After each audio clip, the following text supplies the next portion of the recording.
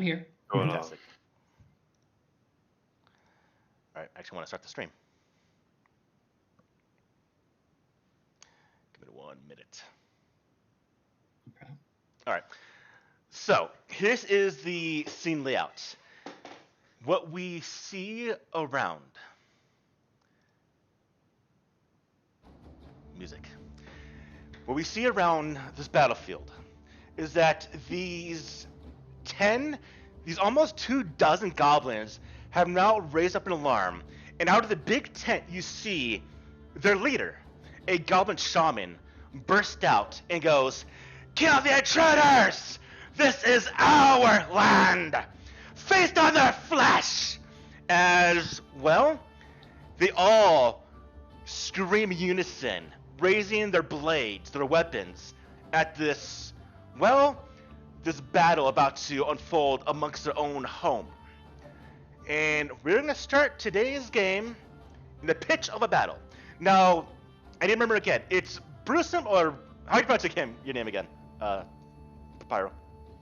Brewsome. Okay, Brewsome. All right, so Brewsome, you are on the ground. Now, as I mentioned, you're not tied by anything right now. They kind of took delight in scaring the hell out of everyone else here.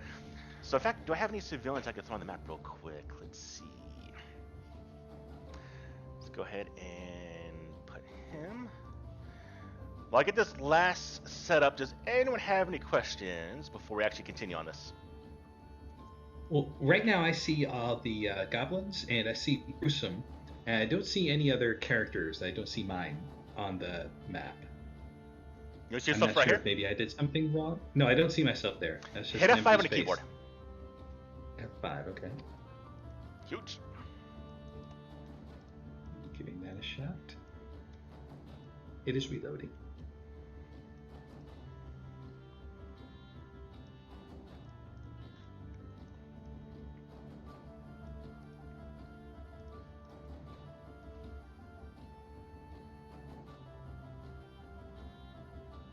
Alice back here. Now, typically when a player is not part of the session for whatever reason, I don't play the character. I have him kind of set up. I adjust everything for the character not being there. So essentially, for this process, Atlas is going to be in the back lines or in the background, just fighting with all of you. But she's not going to be controlled by anyone. She's going to be a background character. All right. I'll wait for Vanda to get back in. I'm here, Okay. and I can see my character now. Also. Fantastic. All right. Now, this is the thing for everyone else also. If there's ever a thing where it doesn't make sense, you don't see your character, or the map looks kind of wonky for whatever reason, hit F5 on the keyboard, refresh it. Sometimes you need to refresh things to make things reset to what they should be. So, now we're going to go ahead and get into combat. So, first time playing Savage Worlds. So, let's go a little bit of mechanics. There's no dice rolls done for Savage Worlds, all by card-based initiative that's redrawn every round. So, we're going to go ahead and start combat right now. First things first is have everyone be on the actual chat window, because this is where all the cards, all the text rolls are done. And then, I need to, you don't really need to, but if everyone goes ahead and right-clicks on the combat tracker, which you can find from the that closed fist, I'm going to add everyone into this scene, and we're about to unload with a fight. All right. Entries are put in. We're now going to begin combat and see who goes first. A lot of goblins. Looks like the shaman. Nope. This actually, it goes by order of the name. Now we're going to actually do the card draw, which is going to be... Brewsome! You are first on this. Okay, I have no idea what I'm doing. Alright, so. Why did it fold in Donsta, Haldir, and all them? Okay, whatever. I can worry about that. Alright, so Brewsome, here's how turns work out in Savage Worlds. You know what? Because it might be kind of hard, I'm going to have you do this. I'm going to have you essentially go on hold. Just because it makes a little more sense. You can go when you want to. I'll kind of be easy for you right now to learn the ropes. But essentially, be on a hold lets you begin back initiative order whenever you want. So let like one person go, and then you can kind of see what's going on, and then you can take the rounds. Doke. How do I make you? Oh, there we go. All right, so you're going to hold. All right. So we're gonna have the goblin over here.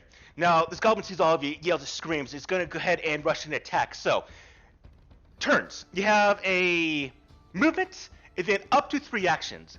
The more actions you do, like attacking 3 times, has penalties to your entire line of actions. If you do 1 action, 1 movement, you get no penalties. So this goblin is going to pull out a bow, which they can do for free, take aim at, well, no one, I can't see no one. It's actually going to move. It's going to move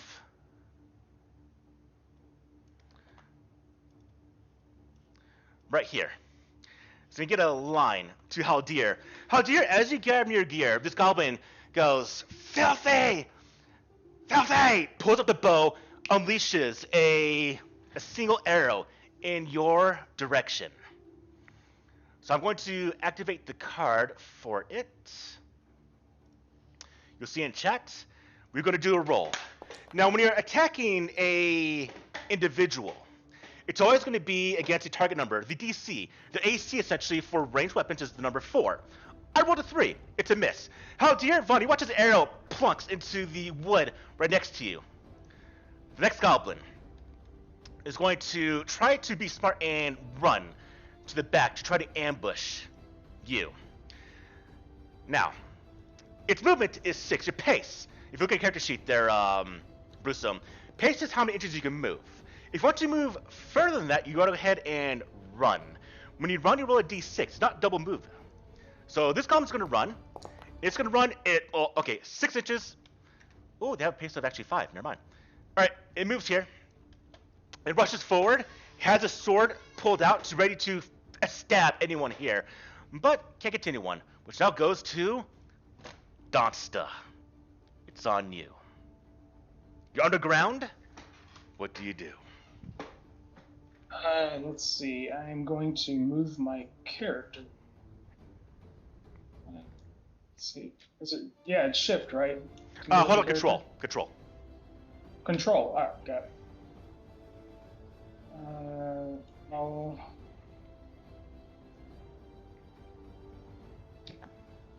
move there, and I'm gonna pop up from the ground. All right. So, Brusum, you watch as this guy just pops out of the ground. Okay. Is this gate? What kind of gate is this, or? There is no gate. Well, no, I lied. So there's a gate. No, there's a gate. So let's go and describe this little thing real quick. So this wall has no roof, as I mentioned. You climb over it, but it's made up of jagged and sharp sticks, and they point in all directions. They make kind of a wall to where if you rush into it, you're gonna get stabbed. If you fall on top of it, you're gonna get stabbed. The gate in front of it is a crude mechanism. Essentially, they're using a combination of fear and just a general pen to keep people enclosed. They take delight in causing fear amongst their captives before they eat them. So there is a small kind of lock on this. Now, how do you want to take care of the situation, Donsta? I'm gonna cast Unlock on the simple lock that they have on this. Okay, door. so as you enact the spell, go ahead and cast it, see if this does activate. Okay.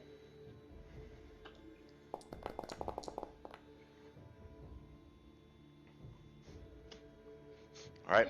Unfortunately, because of the difficulty of the spell and the fatigue stall, if you're under fatigue, isn't it Benny? All right. All right, it works that time. So one thing you'll notice, Brusum, if you're on a character sheet, at the top right, you're going to have what looks like a couple of poker chips with like a shield and a sword. These are called bennies. Bennies are used to do a couple things. Reroll skills like what Dawson just did, to absorb damage, to actually go faster at initiative. It's a way to help yourself a little more. Dawson used one of the 3 you already had.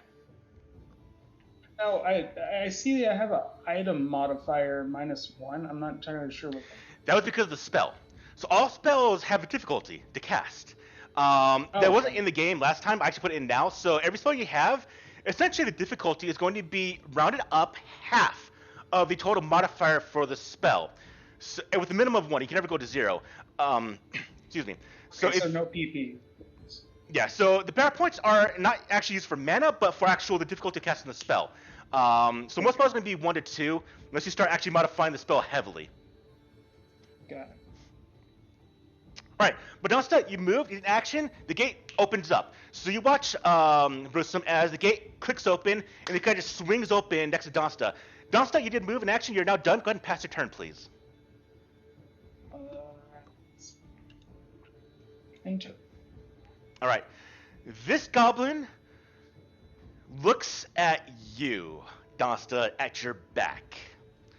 And it is going to do its thing, it's going to rush in. He goes, filthy elf! And it goes to stab you in the back with its spear.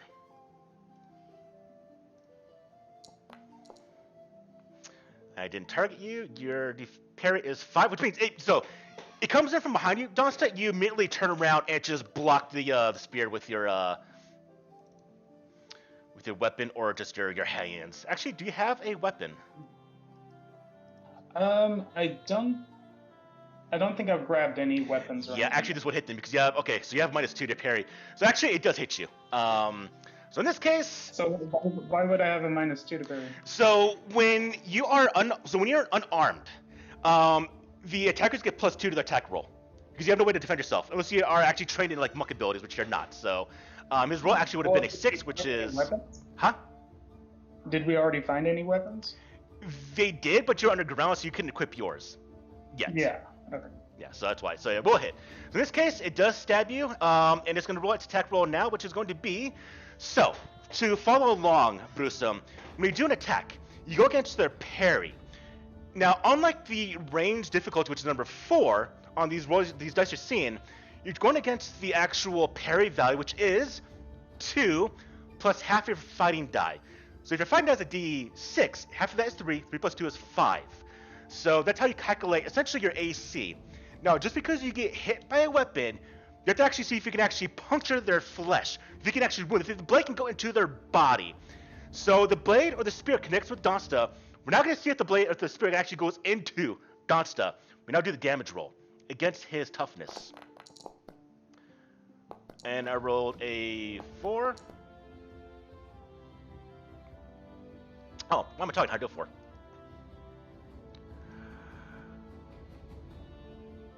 Alright, Donsta, there is a wound.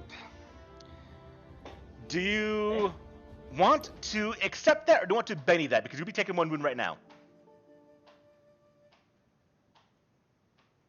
Sure. So another -1 to everything?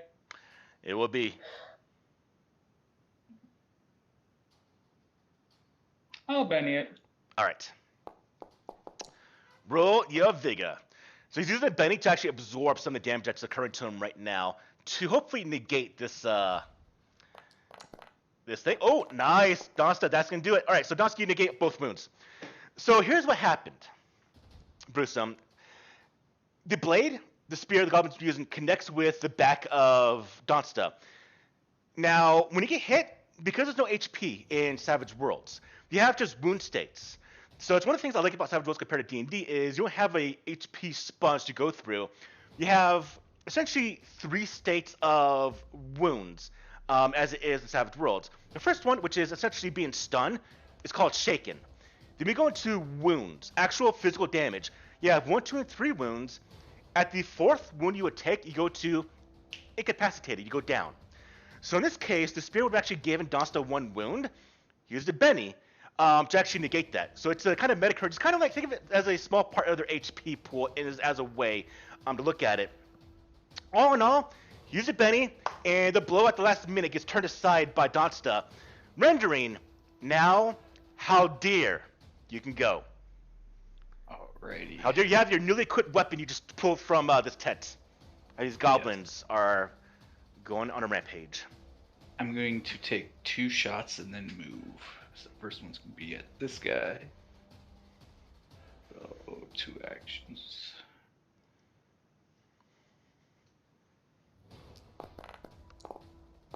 Nice, nice, nice, nice. Oh.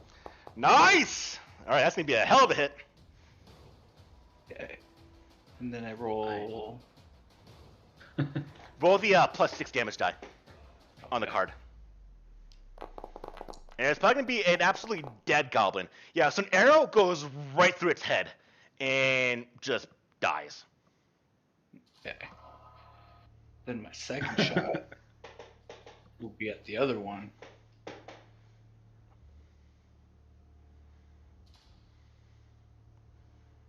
So what you're seeing here, Brewsome, is that because he's doing 2 actions, you might see in that card, does it tell you 2 actions at -2 in the card, Brewsome? Yeah, 2 actions, Okay. -2. So for every action you do past the first one, you get a cumulative -2 to all your actions. So if you attack twice, like he's doing, you get -2 to all attacks. If you attack 3 times, you get -4 to all attacks. But this allows you to do, like, say, I'm going to cast a spell, I'm going to hit with my sword, and then I'm going to do a skill to, like, intimidate them. Or I'm going to do all 3 attacks. I'm going to do 3 spells. It's a way to do up to 3 different actions, but you penalize for the more you do. Okay. All right, very good, Haldir. Now we go to the next goblin, which is down here. This one is going to... Did I kill What? that second one? Oh, Wait, Yes, where sorry. did Haldir go? right, Oh, so there I'll- he is. Okay, cool. I see. Yep, Haldir took out 2 goblins. This one here is going to rush with its bow, and it's going to retaliate because it sees a danger in Haldir. Haldir raises its own bow at you and goes to come in with a shot. Again, ranged attacks are against number 4. But he has cover. You have to actually use an action to go into cover. Oh, really? I thought just being with a tree in the middle. No? Mm-mm. I have to actually use an action to go into cover.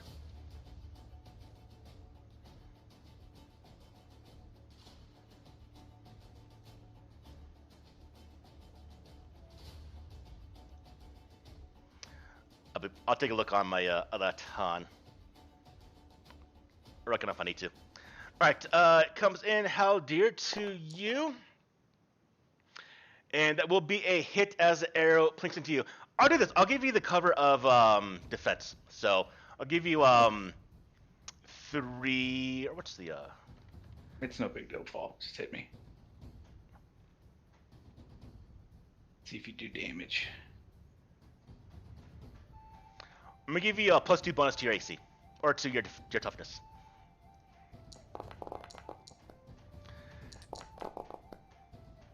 Right, I guess I'm talking Donsta. Good grief.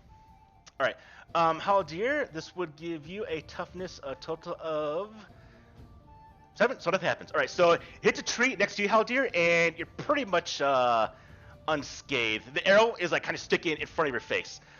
We now go to the Goblin Shaman. This one is going to rush up here. Vanya. It sees you. Okay. The goblin raises a staff in its hand and starts to swing the staff over its head as particles of snow and ice start to form around the head of the staff, and then it points at you and goes, "Die!" as a giant shard of ice, an icicle, shoots out, heading towards you. Okay. And hits into your body for a total of 1/1 damage. I'm gonna use one of its bennies to reroll that. All right. Okay, so this shard comes in, hits you. This can do 2 wounds, Vanya. Do you want to soak it? Well, I was actually going to wonder if my Hearth Knight edge is helpful in this situation at all, No. since it's using ice Not against magic actually, against I me. can't remember if it does or not. It's a little unclear. It's +2 bonus to survival, so I guess not. No. Oh well. Anyway, so I gotta spend the Benny first, and then make a vigor roll, right? Is there a button on the card to actually click on to do a Benny? I can't remember if I've seen this Yeah, or not. there's the actual bennies. Like I can click on the bennies themselves, I think. But is it like on the check Yeah. card? Do you see a check card to actually soak use the Benny? Well, right now I don't have a check card yet. I haven't. But if I put vigor there, yeah, and now I'll have the Nope, there's no Benny thing. Okay. Don't see Go that. ahead and roll. Go ahead and roll. Okay. So we'll roll that. With the fatigue, doesn't do it, so I'm gonna have to spend another Benny. There we go. Did it let me do it again? I guess I gotta click it again. Okay.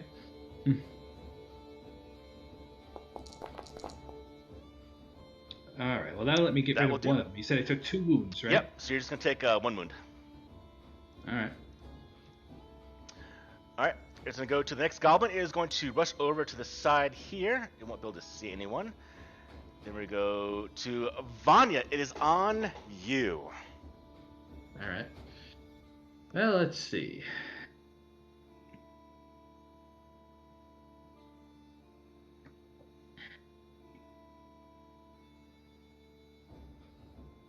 Ooh.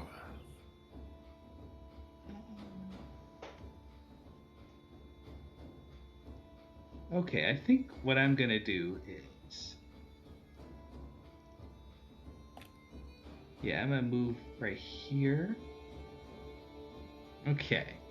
And I'm going to start by taking a shot against this goblin.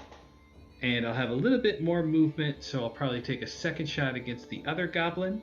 So, here we go. No, do know you do have fatigue and a wound. Unless you did the fatigue in the wrong spot. Good point. So you're at -2 already. No, alright, fine. I'll just do 1 action then. Alright. I mean, you could do 2 actions, but you're at -4, which would be kind of tough right now as new characters. Yeah. So, how do I target it? Control click? No, alt click. Alt left click. Hold alt Alt- left click on the. alt left. Yep, there we go. Got it. Cool. Alright, it's targeted.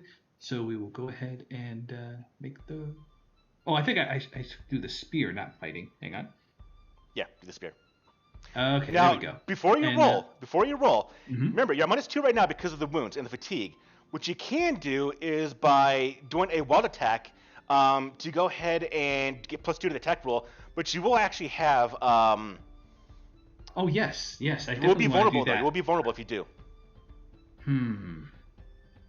With this many goblins around me, I think I better not risk it. All right. So I'm just going to do a regular attack then. All right. So, Good luck. Yeah, I'll just click roll. Here we go. Take a stab. All right. This seems to work out. Not a raise, but it's a hit. Go ahead and roll damage. Well, it was a 6. My first wild die was a 6 before the other die hit it and turned it into a 1. Does that matter at all? Well, it's 6 and a 1, so you rolled a total of 7. But, I mean, all right. We're going by Well, what it that's says on the fine. card, so. Okay. So, damage then. Well, that's not bad. That's damage is not a bad lot. at all. Okay, I can live with that. That is 3 All right. wounds to the goblin. It is dead. All right. 3 goblins dead so far. And I am done. So I'll just end my turn. Oh no, I still have a little bit of movement left. Let's see here. I am going to move. Where can I go?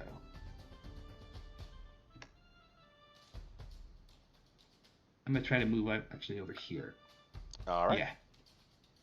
Okay, and now I'll end my turn. All right. All right. This goblin is going to also rush forward. In fact, it is going to run. 3 more inches. Coming at you with a sword.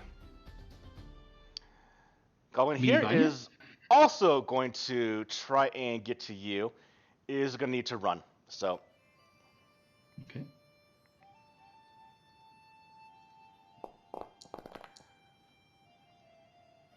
and gets just enough to get next to you and is going to try and stab you All right. with its short spear. But misses as it tries. We're now going to go to this goblin, who's also going to pull out a bow and run over here. Actually, no, it's going to go over here. It's going to try to take a shot at Haldir. Haldir, incoming. Sorry. And complete miss. All right. We now go to that goblin being dead. And let's see. That goblin is going to also run.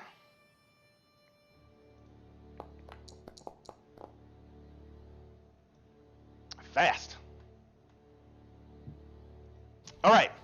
This will be at the end of round 1, but let's go ahead and actually now have Brewsome do his stuff. So, Brewsome, you've been kind of following along. We have movements we can do, up to 3 actions.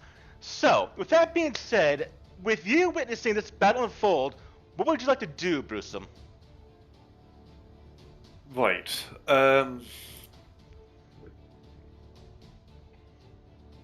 Is there some way that I can... Sorry, I'm going to find out this person's name. The elf, I think, that's in the gate of my head. That's Dunsta. Dunster. Is there some way I can enhance his weaponry with my runic powers? You could, but the thing is, he doesn't have weapon equipped right now. Ah, So you can when I he gets a enhance weapon. it? Okay. So what you need to do, Brewsome, is you need to actually get to a place that has weapons. Now, luckily, this dead goblin does have a short spear you could grab. That's in front of Donsta. Yeah. Okay. And I assume I can move past Dunster even with him stood in the way there. Yes, you can move past him. Okay.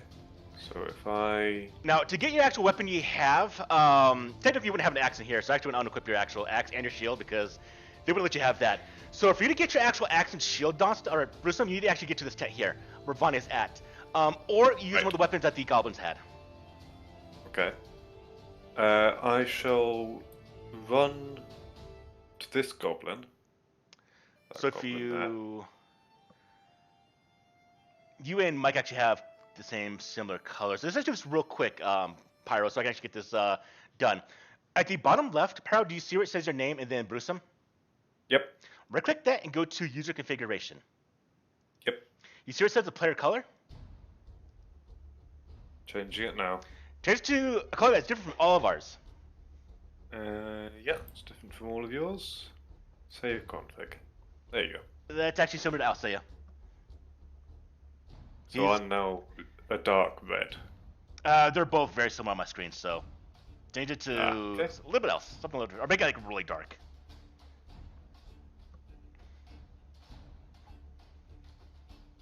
Just make it black. That will work. Okay. So, I take it I need to move the 3 squares to that dead goblin. Yeah, he was right here. Like so. So you just drag your token, you should be able to move them. If you hold down Control and then drag your token, you actually will draw an actual line of movement you can gauge distances with. Okay, so how do I... just like that. And how do I then take his weapon? It's a free action. So you reach down, you grab it up, you're good. So you did a move, and you have an action, up to 3 actions now. Now here's the thing, if you want to do more than 1 action, you have to declare up front, because you get penalties all actions. So, with the spear in hand, what would you like to do? Can I boost it with my what's it called? Magic. Absolutely. Okay. How do I go about doing that? Right. So you see where it says boost lower trait in the quick access? Yep. Go ahead and click on the little icon next to it. All right. Okay. You all see in chat. Now here's the thing to remember: casting spells in Hellfrost is not easy. It takes effort, unlike D&D, where it's just automatically happening. So spells have at least a -1 penalty. So if you want to cast it, you're going to go ahead and click on that roll button, and hopefully you have enough of a roll to actually cast a spell. Can he cast it on all of us, or does it have to be just on him? Just himself. He can cast it on everyone else, but not at one time. Oh, okay. No. So here's what we're looking at in chat, Brewsome. You see that you rolled... Actually, let's talk about the dice real quick, because you might not understand that. So, you might see where it says skill die and wild die, and it says item modifier. Do you see that? Yep, I see that. So, let's talk about the wild die real quick. The wild die is essentially an extra dice that all heroes, which is all of you, get to roll. It's an extra dice. And you roll that alongside your skill dice. Then you take the higher of the two. You never add them together. The only dice added together is damage. In this case, with skills, attack rolls, spells, you roll the ball die, you roll the skill die, whichever one's higher gets used. Now let's talk about why some rolls are much bigger than the actual dice type. Like if you roll a d6, you get a 10. It's the concept of acing or exploding. When you roll the max value of a dice, you roll it again, add that together. So if you roll a d6 and you roll a 6, you roll it again. So you roll a 2. 6 plus 2 is an 8. That's how you get big numbers. That is for every roll in the game except for running. So attack rolls, skill rolls, spell rolls, damage rolls. This is how, in Savage Worlds, a goblin can potentially kill a dragon by rolling so successful that it just pierces the eye of the dragon, kills into the brain. It's rare, but it can happen. So that's how you see the extra dice types, or how it gets higher than the standard roll. With that being said, all skill rolls need a difficulty of number 4. 4 is what it's looking for. Now, unfortunately, you did fail because the power to activate your rune is at -1. So, seeing the result, the wild was a 3, 3 minus 1 is 2. You actually did fail. Here's your options. You stick with it, and then you just go on your way, or use one of the bennies you have. And right now, you notice you have 3 bennies. You want to use a benny to reroll that. I think I'll roll with that. Yeah, I'll roll with that. What I've got. So you can use a benny or not? Didn't quite hear it. No, I will not use a Benny. I'll just roll with what I've got. Okay. So technically you're now done because you didn't declare how many actions you can do, just cast a spell, which means you moved and did your spell. But you do have 2 more inches of movement you could do if you wanted to. So you have a total pace of 5. Okay. In that case, I would like to. That's not what I want to do. How do I do this? There we go. Yeah, so that should be a thing that I can do, right? Over to there. Yep, you can move there. Yep. Okay.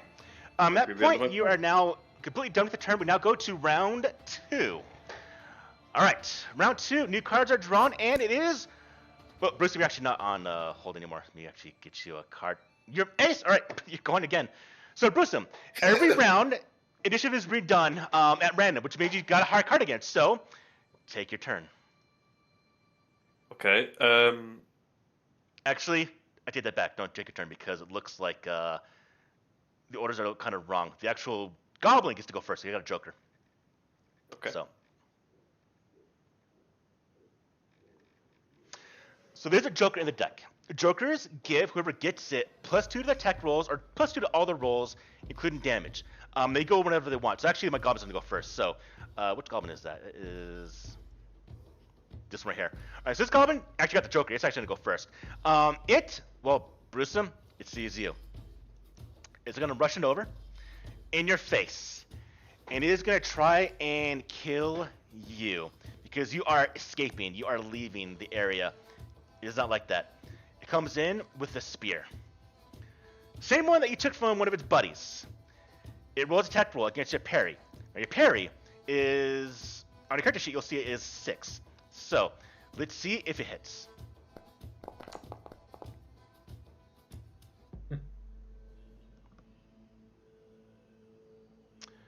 Why did I get a gang up bonus for? Got the joker though.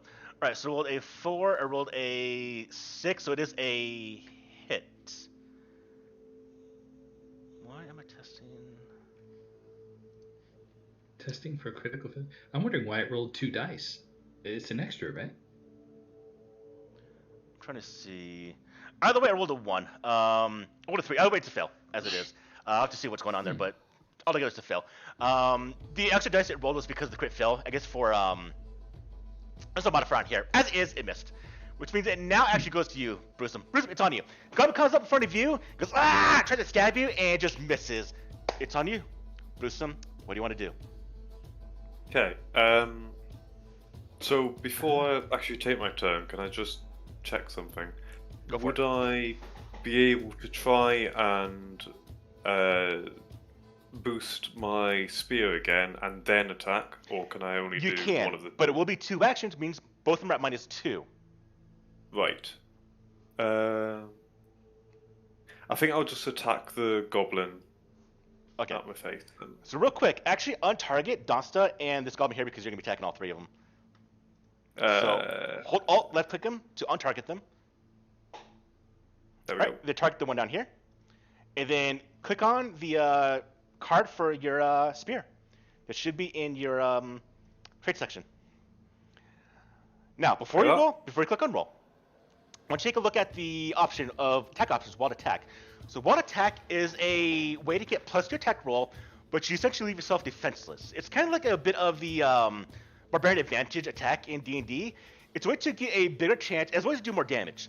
So before anything, would you want to do that type of attack or just do a normal attack? I'll just use a normal attack. Okay. Leave myself defended. Click on roll. Let's see what happens. Come with a spear. That's a 6. That is a hit. All right. So now you see where it says damage. You have 2 icons. Yep. The first one is for a normal strike. The +6 is actually for when you get a critical hit. We'll talk about that a little bit later. So right now it's a normal hit. Click on the first symbol. So the one with looks like a 2d6. a diamond shape above the square, yeah? Yeah. Yep. All right, that's your damage roll, and that is, well, enough to kill this goblin. So you drive the spear through the goblin's chest. It dies, falls to the ground. Fantastic. All right, you can now move. You did an action, so you're out of action, but you can still move. And then Sweet. your turn is over. I am going to continue. That's not what I wanted to do. I'm going to continue moving over to Vanya. Like that, yeah? Yep. Yep. Okay. Yeah.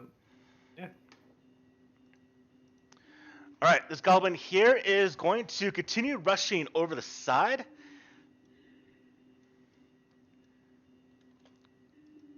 To there.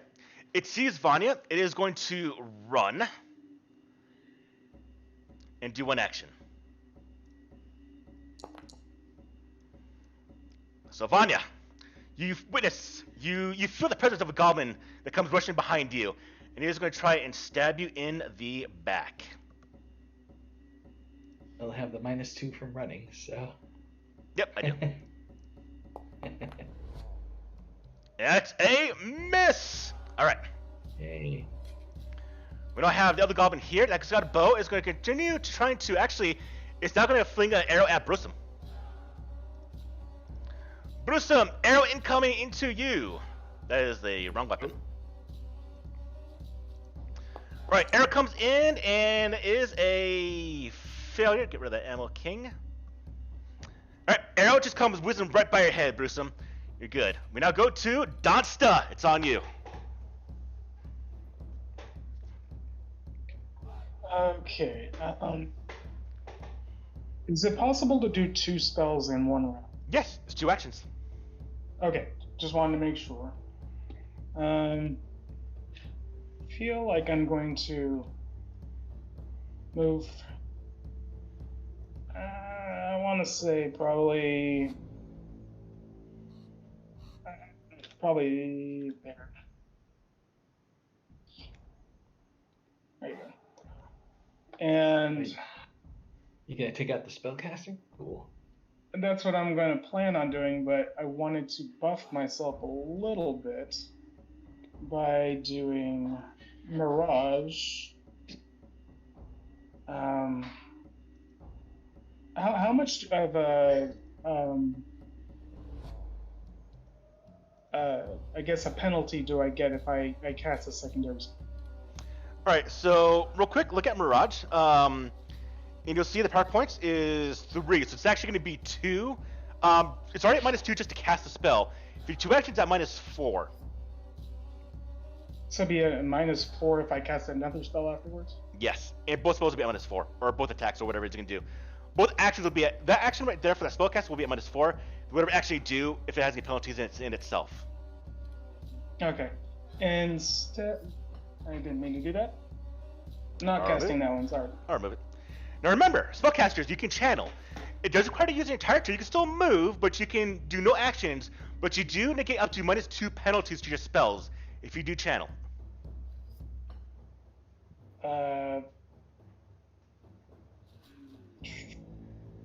And channeling is... I'm trying to remember what that is. You essentially are preparing to cast a spell. Oh, okay, perfect. All right. Basically, what I'm going to do instead, I'm just going to do Earthen Shard, and I'm going to hit the Goblin Shaman. Go for it. Go ahead and target the shaman. And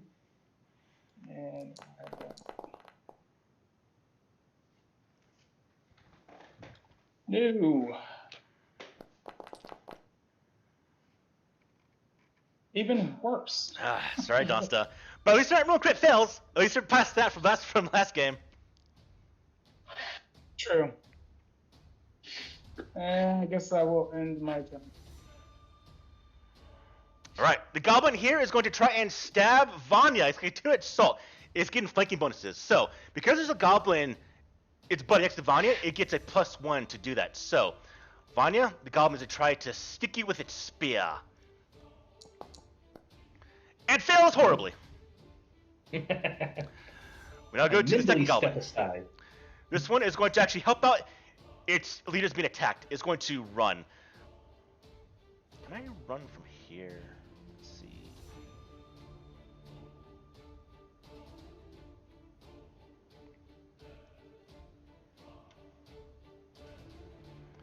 Alright, this goblin's running for a total of 11. Alright, so it gets in your face, Donsta. And it is going to try to stab you with its spear because you are trying to kill its leader.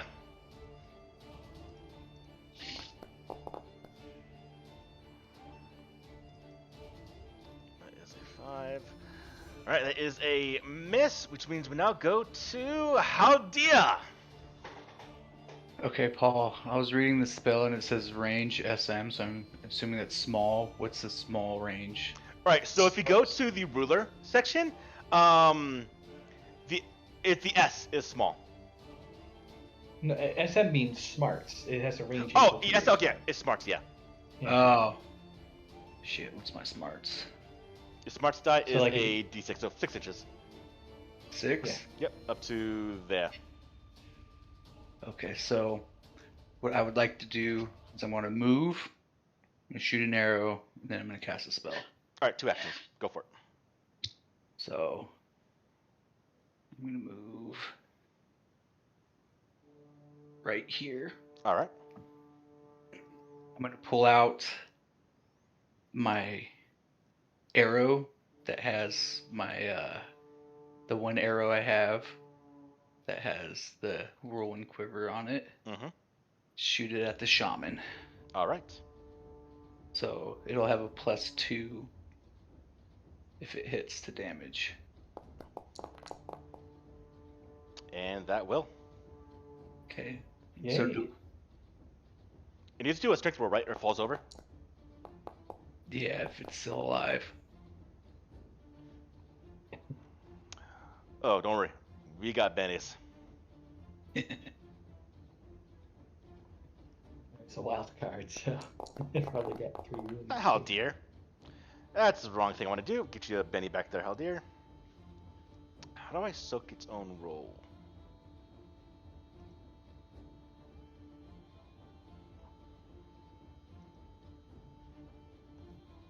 Alright, it's going to try to soak the wound. It's going to use its own Benny.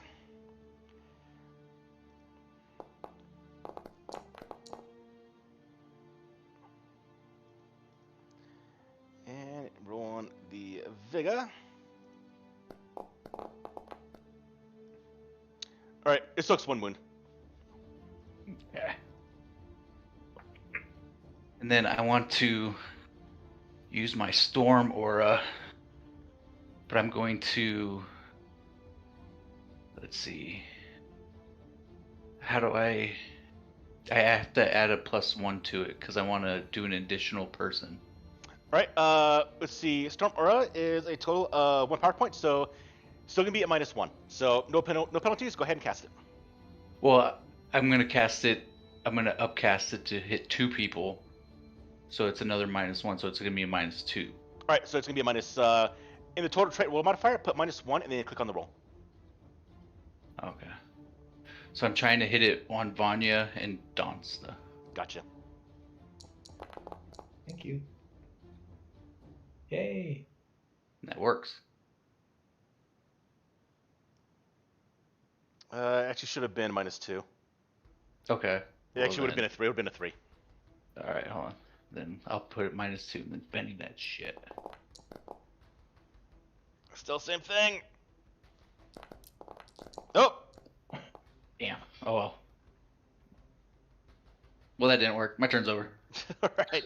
You're trying. It didn't work. Vanya, it's on you. You are surrounded by goblins. Well, you're actually being flanked by goblins, not surrounded. I'm about to be surrounded by goblins. All right. Well, let's see here.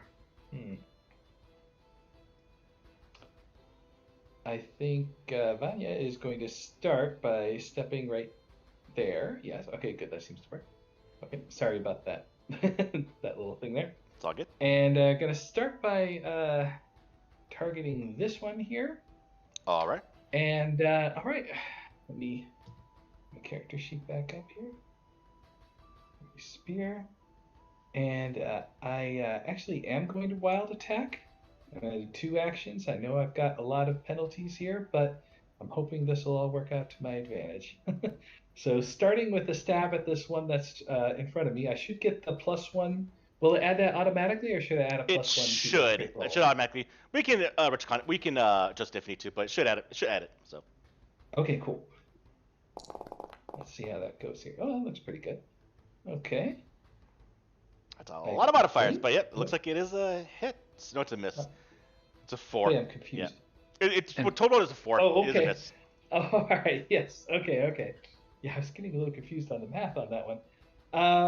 Let me go ahead and Benny it then. So I click the Benny thing over here. All right. This should let me roll it again. That's a right raise. there. Okay. That will be a hit on the hand. Roll damage. Good. All right. And do I add the +6? It's a raise or regular hit? Oh, it's a raise, not a right? raise. Oh no, not necessarily. Not a raise, so normal Okay, hit. cool. Sorry. This is. We use the first one, -4. still same thing. It is at a +2 though. So it is a 3, Yeah. 4, it's a 5, 6, which means that is actually a normal. Yeah, it's normal. Shaken. Is shaken. Okay, cool. Then I will use my other attack against the same one then. All right. And I'll click wild attack again. Oh. 2 actions again, right? Yeah. Okay.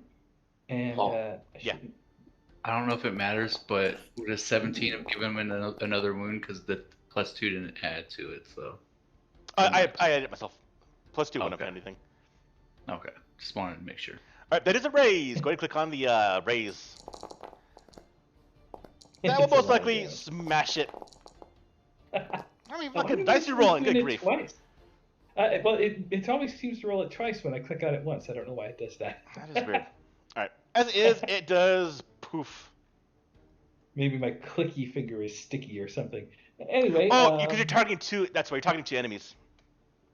Oh, I'm targeting the dead one still. My bad. Okay. Well, that's this one why just it's died, confusing. so. Yeah. Okay. Well, that one was dead before. That was dead Was it? from previous. That's why it was targeted. All right, Yeah, that's why it then- was targeted from. Then before. this one will be dead also. Yeah. So the one in front of us. Yeah. Great. All right. Okay. Cool. And be here. Where would I want to move? Actually, I can't move that far away. I'm gonna stay right where I am. Okay, I'm done. All right, this goblin Alright. here. It sees. Yeah. All right. For all intents and purposes, we have 3 goblins and 4 goes to round 3. These goblins have seen most of the companions die. What we got? 1, 2, 3, 4, 5 have been killed. So at this point in time, goblins, being the greedy and the little cowardly nature they are, they start to panic. They start to panic and they start to run.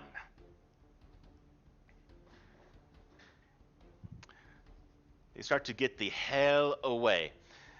Now, the question I have for everyone here, as they try to book it and run, do you allow them? Do you stop to gather your own your own things, gather the surrounding area of what you're seeing right now. You take a breather. What do you do as these three goblins, the shaman, and the other ones, book it and run away? Well, I'm definitely going after the shaman. Yeah. If possible, I would like to grab my things and then follow after them. All right. So here's what we're going to do. We're going to do I'm a going quick... to take the free shot on the one next to me when it runs away, for sure. So we're kind of out of combat. We're going to do a quick combat. So this is going to be a quick scene now. We're not going to go in combat order anymore. A quick scene to determine if you kill these things. So here's how this works out. You're going to roll a single attack. If you succeed, your target dies. If you fail the attack roll, though, it gets away. If it's a crit fail, you take a wound, as it maybe it fought back or whatnot. So keep that in mind. I'm going to go with new initiative order and let people do what they want to do. Now, Brewsome, do you want to grab your weapon, or do you want to kill the retreating goblins without getting your stuff yet? I would like to grab a weapon first. Okay, so your turn is done. Donsta, what do you want to do, Donsta? Attack the shaman. All right. Now they're running away, so this will be at range. So this will be at -2 to your attack roll. Well, my range is. Yeah, pretty we're out far. of combat now. These things are just running away. They're booking it. They're going through cover and whatnot. They're trying to get away from the battle. So this is going to be at -2. And if it is a fail, it gets away. Crit fail, you take a wound. If you succeed, it just die. Okay, let's see. And you said -2? Yes. Okay. Ooh. Nice! Ooh. All right. Luna. Donsta, as this goblin shaman's running away, how do you kill it? It's running between the trees, running between the tents, running the distance. How do you kill this thing? As it's running, I'll shoot a spike up from the ground while it's running and have it go straight through the head. All right. It just poof, a little cloud of red mist as it goes through its head. It just crumples to the ground, dead. Fantastic. Haldir, how do you want to wrap up some of the survivors?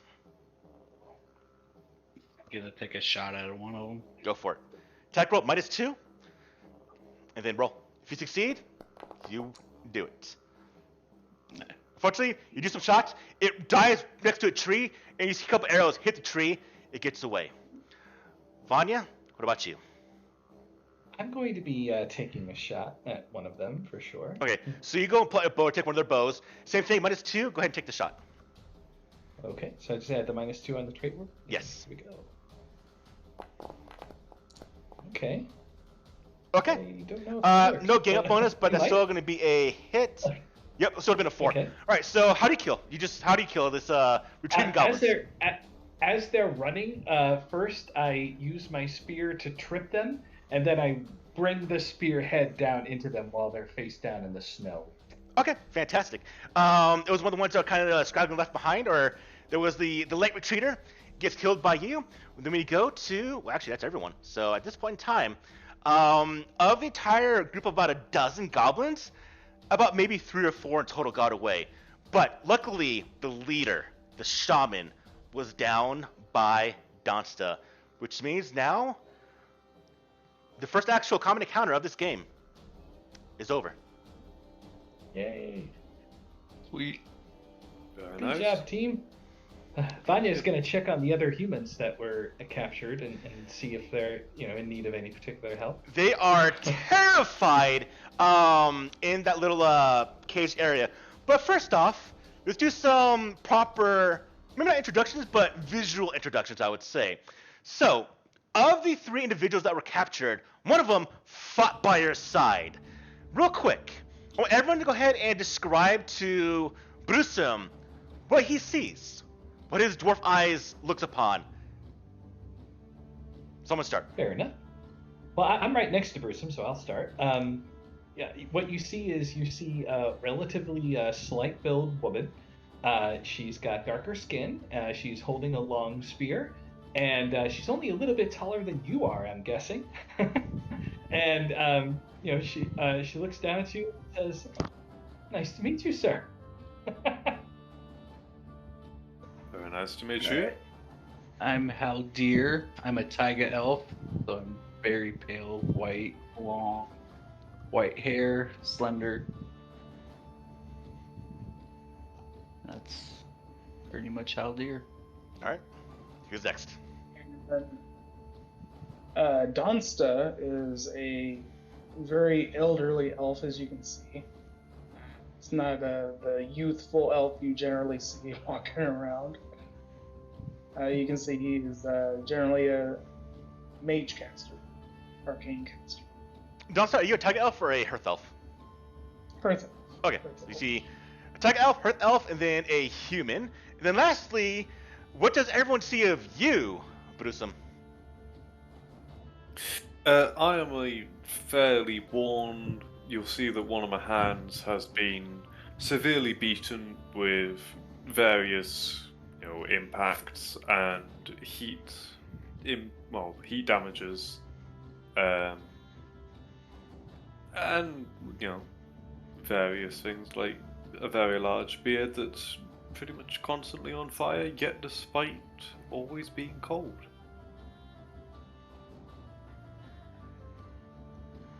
All right. Now, combat is over. The goblins have left. There's some small survivors, but it now leaves you able to go into the tents, and now you all can actually equip your actual starting gear that you bought at the start of the game. These are all stuff that has been left behind. Now, I would say because you're part of the caravan, Brusum, these are going to be the remnants of the dead other individuals part of the caravan you were with. Also, probably some items from previous caravans these goblins have ambushed. So, now everyone can actually equip everything they actually have. And I'm going to take a quick bio break. So, be right back. So, Vanya took damage, right? You got a wound, right? I did, yeah. You have healing? Sweet. Let's see if it works. You finally got healing? Yep. Well, I switched out one of my spells for it before we started. Yeah, handy. So it's -1. Oh yeah. Ooh, that's rolling up. That's good. That's a success. Yay, thank you. All right. Thank you very much. Real quick for that aspect. Outside of combat, you can channel your spells. Now, here's how channeling works for spells. You can channel a number of rounds equal to your rank. Every round you channel is -2, and that's most you can channel. So, at seasoned, or essentially level 5 in DD terms, you can channel up to -4 penalty of penalties. Right now, you can only negate -2. So outside of combat, you can actually just go ahead and remove all the penalties up to -2 and then do the roll. But do remember, the siphoning does happen on a 1 on the skill die. Mm-hmm. But as it looks like Haldir would have gotten a raise. So if you have 2 wounds, remove 2 wounds. Whoever whoever Haldir healed. I just had the one, so Okay. I'm good either way. All right, well let's once the people seem like, oh, I'll maybe wait for the DM to come back. Sorry, my bad. Oop, I'm back. Okay. I was going to suggest that we should probably check out the tents and things like that and see if we can find out any information about their plan beyond just, kill people and eat them. Yeah. maybe take a rest so some of you guys can try and get rid of some of those fatigues. That would be phenomenal as well. Yeah. So the fatigue I'll have will get removed when you actually sleep. So. Oh, okay. Yeah. Yeah, these were from bumps and bruises. I'm gonna look at the shaman, see if the shaman has anything of interest. I When- want to Oops, sorry. spend particular interest in the larger, what looks like to be the shaman's tent, as opposed to the other smaller tents. Yeah, that really big one. Okay. So, Dusty, you're doing that. Haldir, what are you doing? I actually wanted to look to see were all the goblins running in the same direction, and then if they Nope, were, they just scattered. Okay. Yeah, then I'll just keep an eye out Okay. and look for surroundings. All right. As you go about this, the two other prisoners, I would say, they get up and they thank you. By the gods, we're going to be eaten by these damn goblins. Oh, thank you. Thank you. As they both come up to all of you, and actually kind of clasp you on your hands, and you can see with very, very good determination and just what's what I'm looking for, a more of relaxation and gratitude on their face, in their eyes. They just go, thank you, thank you. We were gonna get died. Oh God, our friends died. As they kind of break down in tears of just joy at being saved by all of you.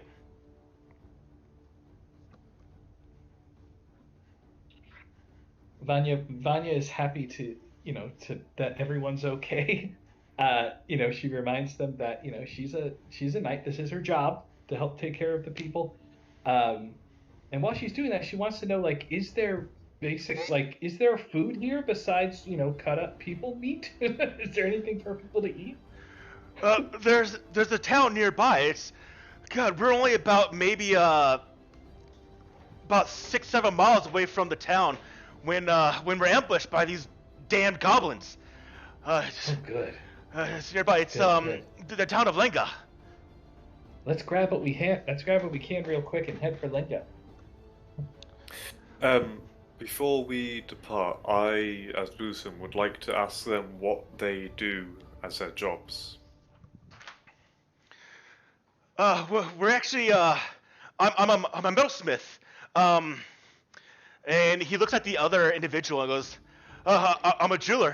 Lenga has some mines nearby, and we were actually going there to start some of our trade, to survive up here. Okay.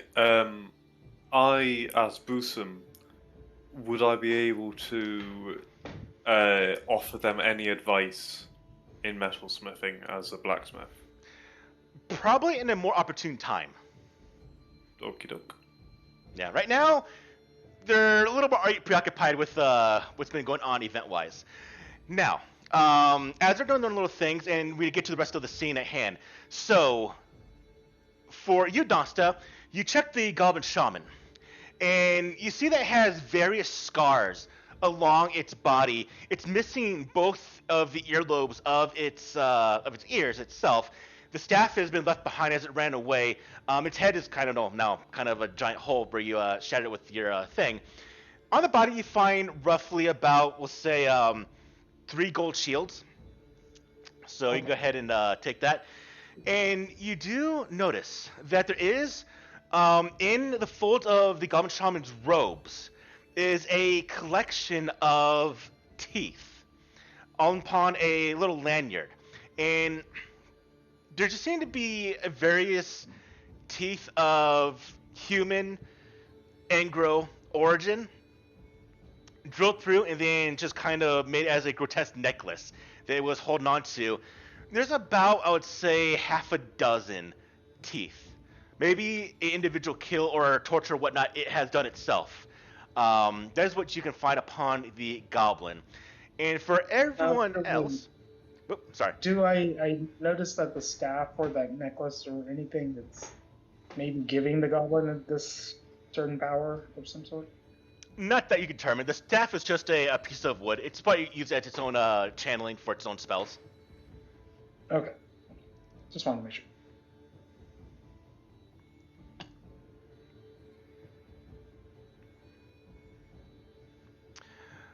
Alright, and for looting all these, how about everyone goes ahead and rolls a d4?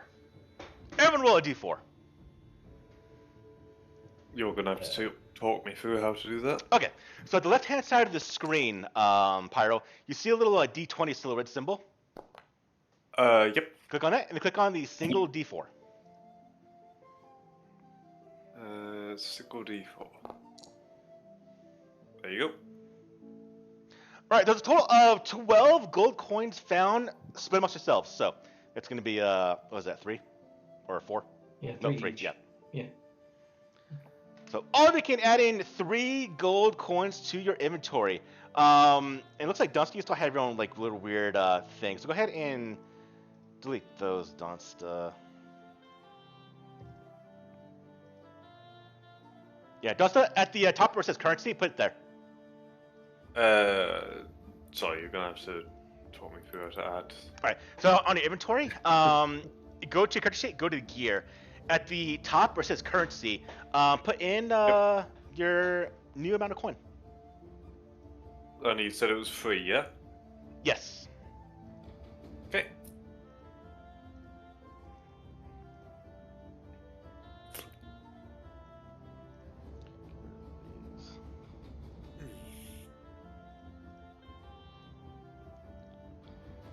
Alright, just catching up.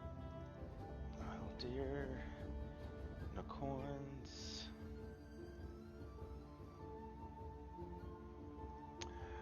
Okay. Now, the question is, what would y'all like to do? After heading for the town? Was that what you like to do? Is head to the town?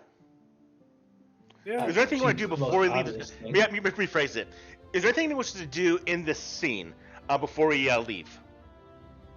I would like to give the tents just one last little check to make sure I've not missed anything. So all the tents have enough belongings for looks like 2 goblins.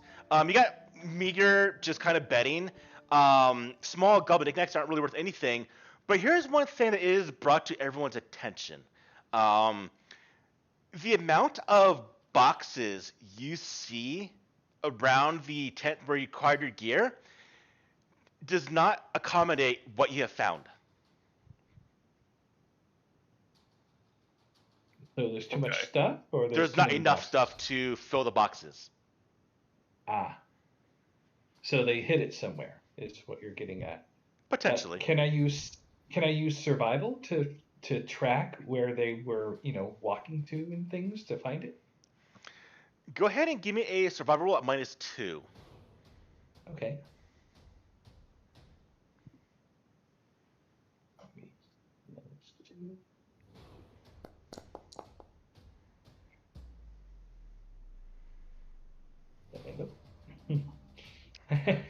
Can't quite determine because just the ground itself has been snowed over. It's not been recent. If any tracks have been made recently besides one that ran away, you can't quite determine. Now, Okay. this also brings the other question now is, if this town of Lenga is about 8 miles away, it's going to take roughly about 3.5 to 4 hours to get there. And you can see what time it is right now.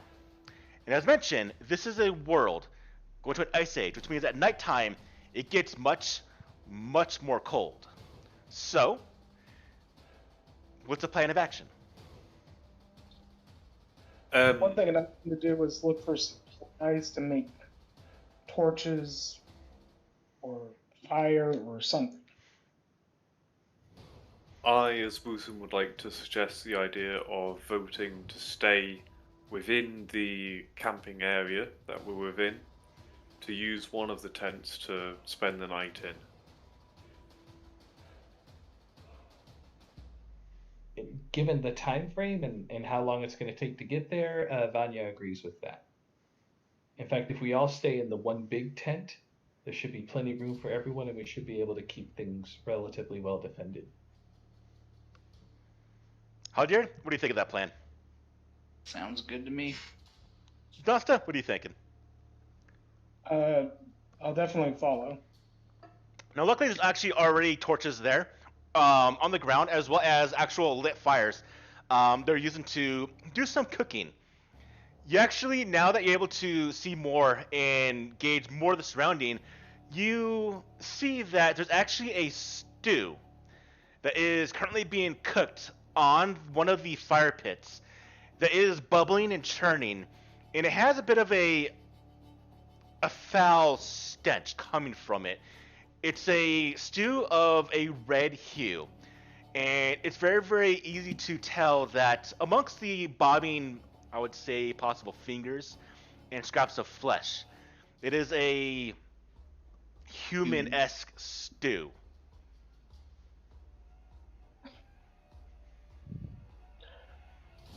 Probably don't want to eat that.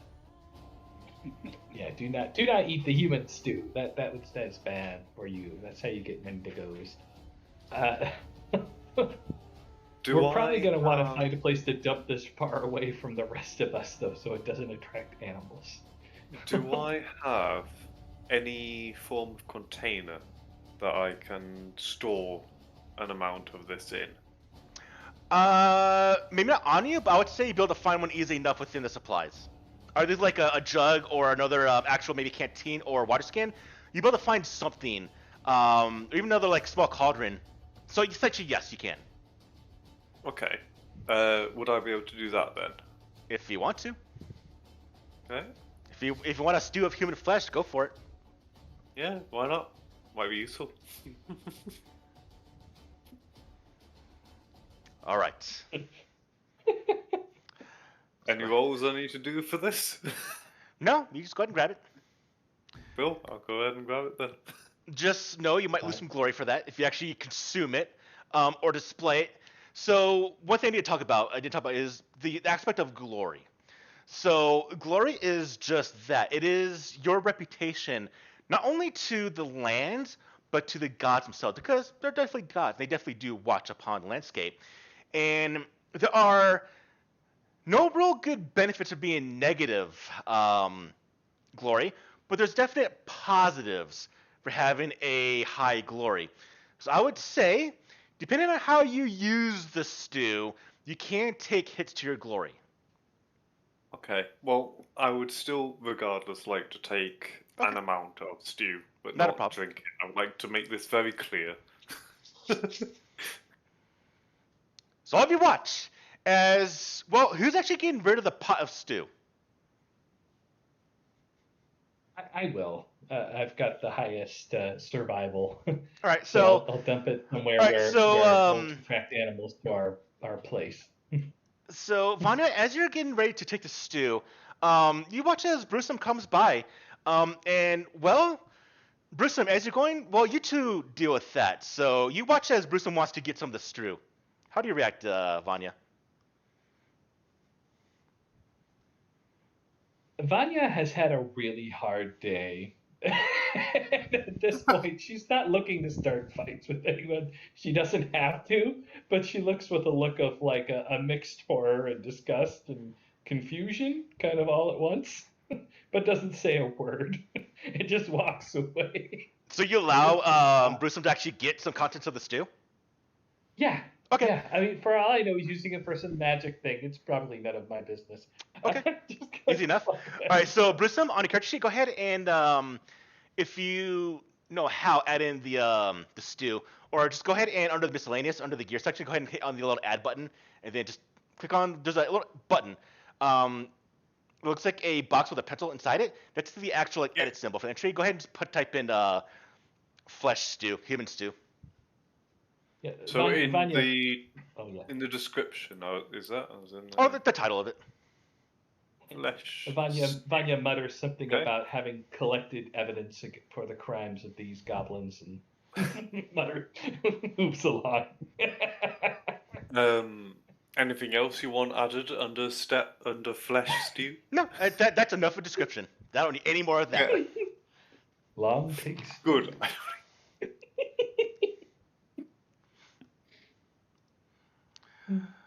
Okay. All right. Now, here's the thing.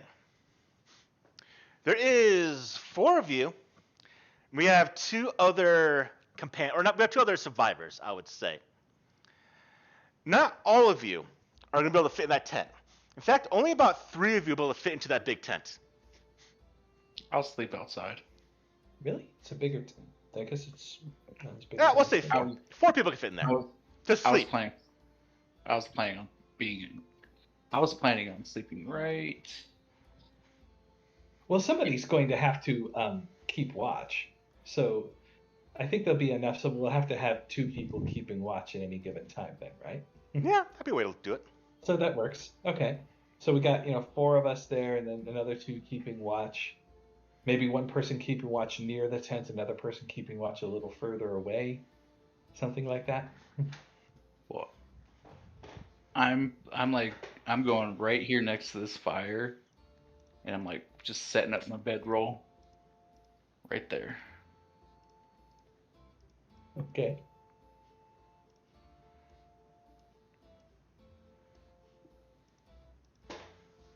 That's fine.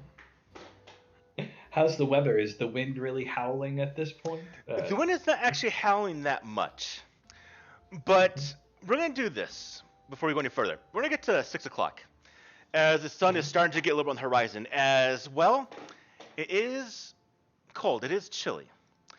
We'll go ahead and bring up that card again, which is Winter's Embrace.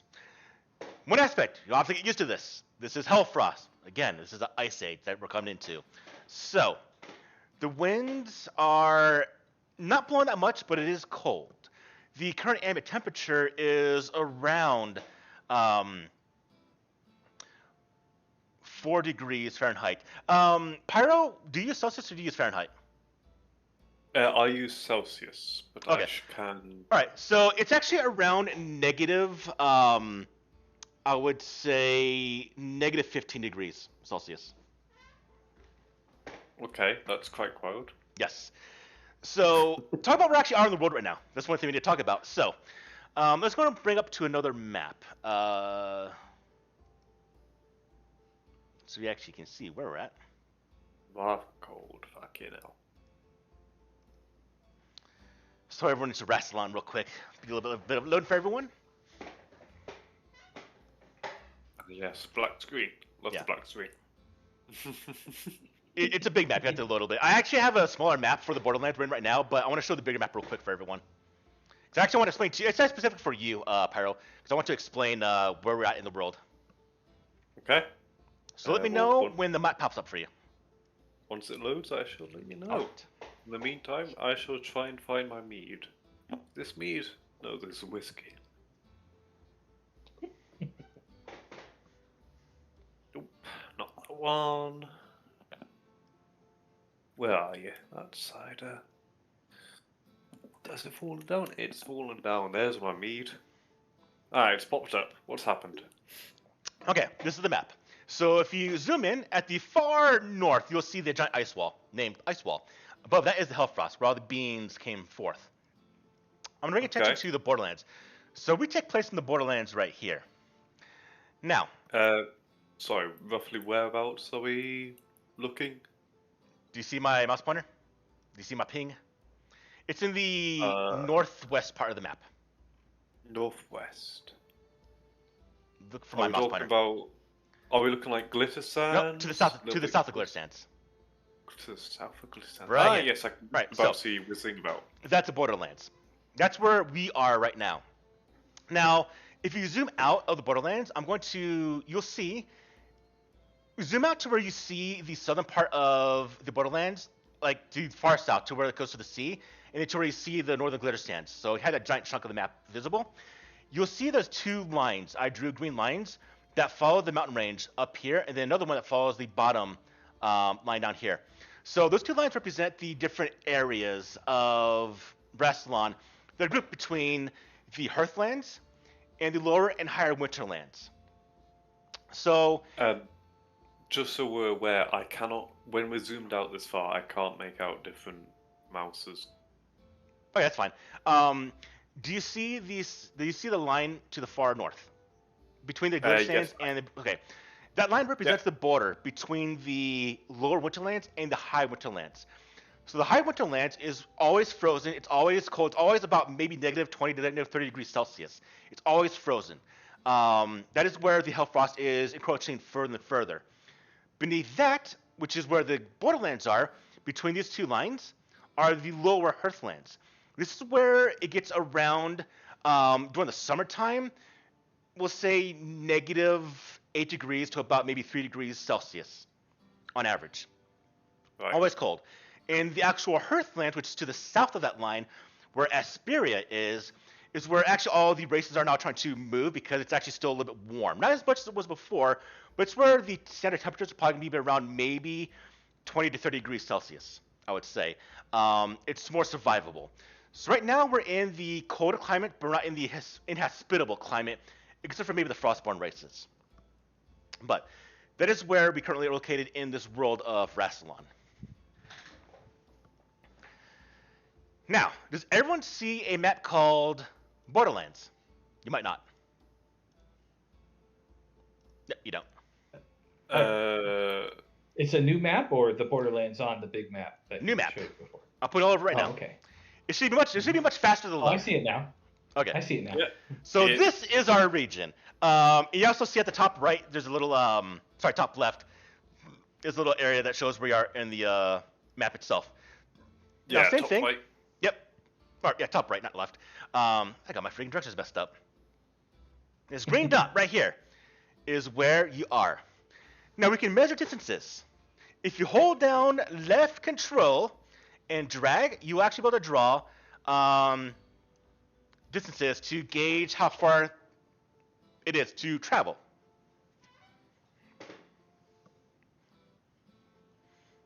Okay. Now, Oh, I okay. should actually rephrase what I mentioned, so I'm actually recalling something. The actual dot is actually not you, it's actually the town of Lenga.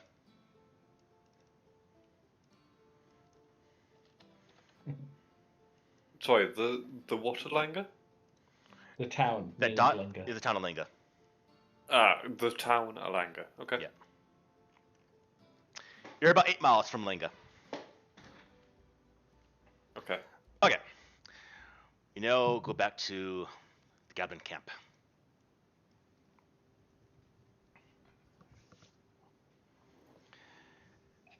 Back to what I actually want to do. It's cold. The winter weather is definitely still biting. I need everyone to go ahead and give me a initial vigor roll. So go ahead and open a character sheet there, Brusum, because you're now going to see several sections. Go to the traits part of your character sheet. We have traits, we have skills, we have attributes. So I want you to go ahead and click on where it says vigor under attributes. Yep. And then click on roll.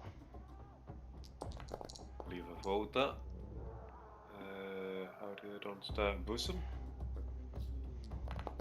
Whoa.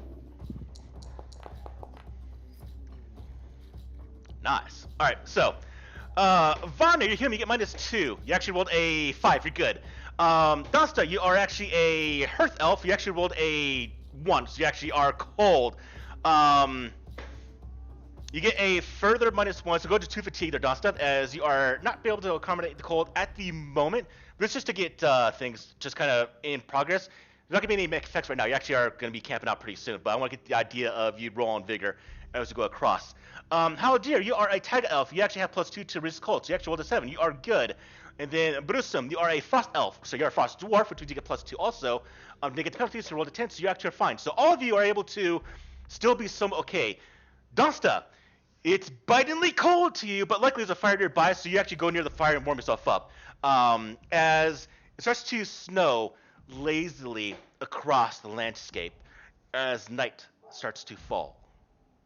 The question is, as night's falling, the 2 survivors go,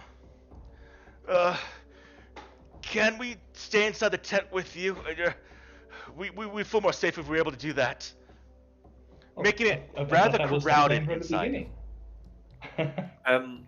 Okay, so I would like to allow one of the prisoners to take essentially my place within the tent. In exchange, is there any trees or anything nearby that I could chop down? All the trees on the map you can see are trees. They're not bushes, they're trees. Now, I'm losing my train of thought.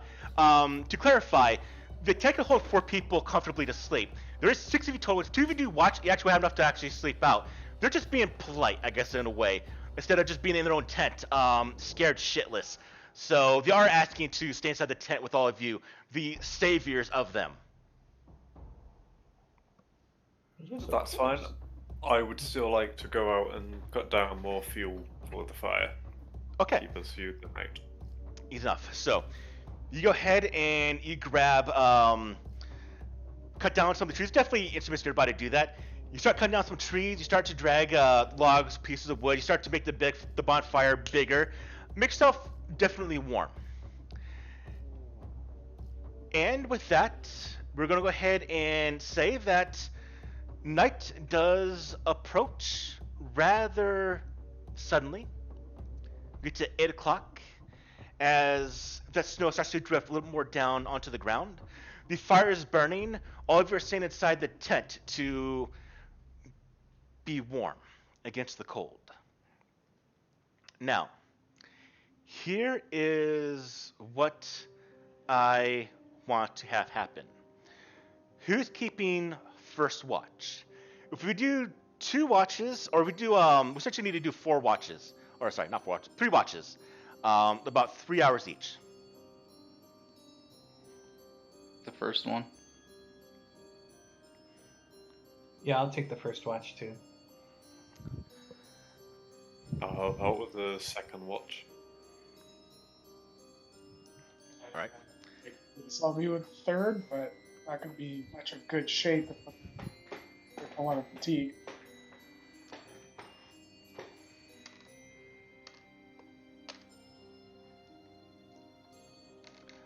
All right. The first watch, as it starts to get a little bit darker, as night starts to fall.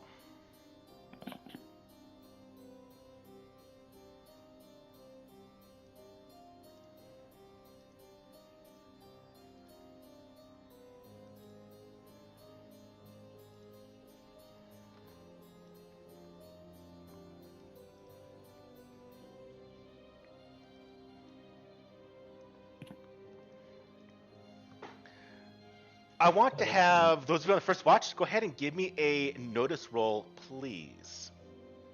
Okay.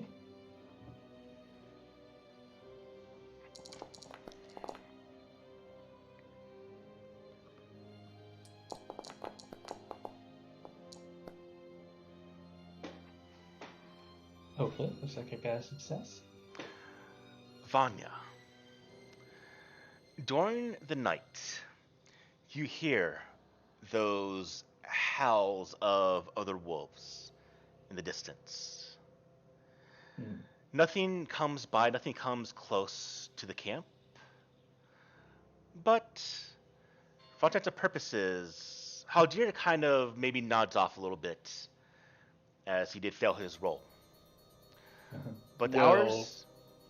So, for one of my hindrances, I have a -1 to it because you can see he's like really close to the fire.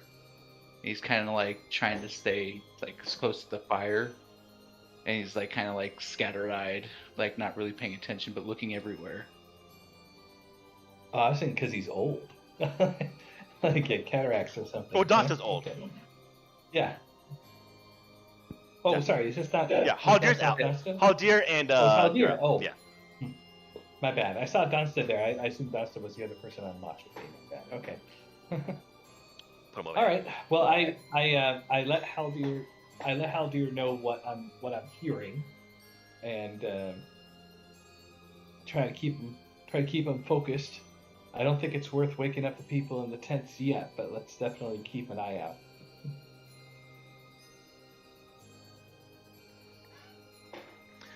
Don't want to stray too far from the fires, I don't think. Haldir, Vanya, you think you can hear the padding of feet past the firelight, past your illumination, past what you can see. Something's out there, light of feet, possibly a wolf, possibly something else. It does happen for a couple minutes and it kind of goes away. Maybe they're interested in the dumping of the food, the grotesque food you left out before. Well, that's it kinda why I just dumped it goes really away. far away. Mhm. That's what I was saying. Yeah. You kind of suspect Okay. that's what it was. Something investigating that. But then the time comes for you to actually, well, continue on to start the next watch, Okay. which I believe was Brewsome. Yep, second watch. Right. Brewsome, it is definitely past midnight. It is cold outside. Brewsome, as you go out into the biting cold, it's actually going to be at -3. Now, we're going to do a temperature. Now, it's now typically, it went from 0 or about -15 degrees to about -15 degrees Fahrenheit, -28 degrees Celsius. Now, you Right. being a frost dwarf, you're more accustomed to the cold than the other people, the human here in the group. So, Yeah. this actually is a normal -3 penalty to your vigor roll to resist the cold. Luckily, you get +2 for being a frost dwarf, so it's -1 total. So, I want you to do this, Brewsome. Go ahead and click on the -1 under the trait wall at the bottom left. Sorry, bottom right. So, do you see what it says Under- modifiers for better rolls? The trait roll modifier, was that? Yeah. Go to -1, and then roll your Yep. vigor for me, please. Sorry, you're gonna have to. Vigor, there it is. Roll. It's gonna be a that's definitely gonna be a success. All right, you just make sure you put your cloak around you a little bit tighter, and you do the watch. You're using kind of the light by the fire, and maybe they told you about the padding of the feet, the howls of the wolves off in the night. You pay attention to that if it comes across, but luckily, your watch has nothing occurred. Not even the wolf howl on the distance. Just the lazy drifting of the snow that falls to the ground, as well as a silent comfort. Your watch actually goes off successfully in a way. Okay. You go ahead and wake up your last companion for the watch, which is going to be Donsta. Donsta, you feel a tug on your shoulder or your body as you wake up. You're going to do the last watch before the sun rises. Now, Donsta and everyone here can remove their fatigues completely. Donsta, Yay. go ahead and give me a fresh roll of vigor at -3. Alright.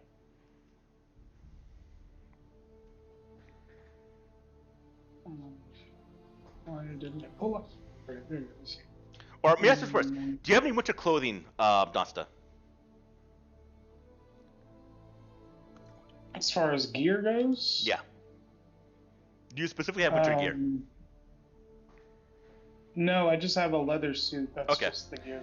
Yep. So you're not. So essentially, you weren't equipped for it. So you're -3. So go ahead and give me a vigor roll I at have -3. extra. I have extra. I actually have some furs and winter suits, so like I could share.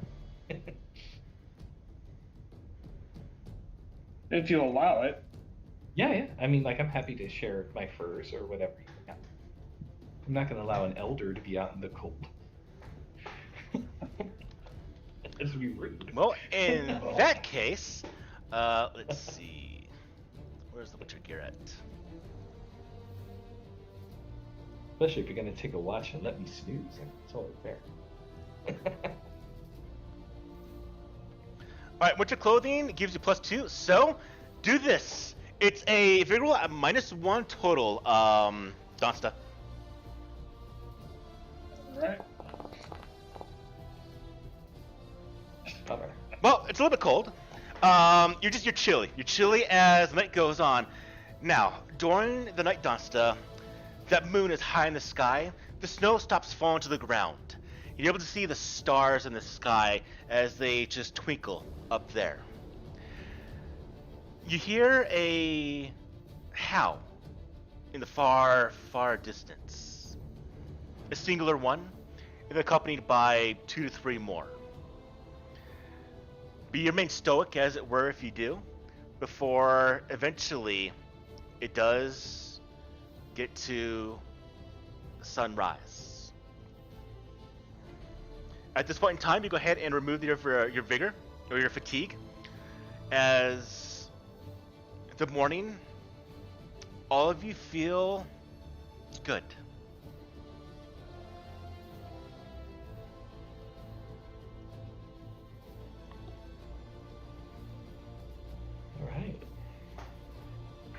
It is the beginning of the. Actually, it's be 5 o'clock sunrise.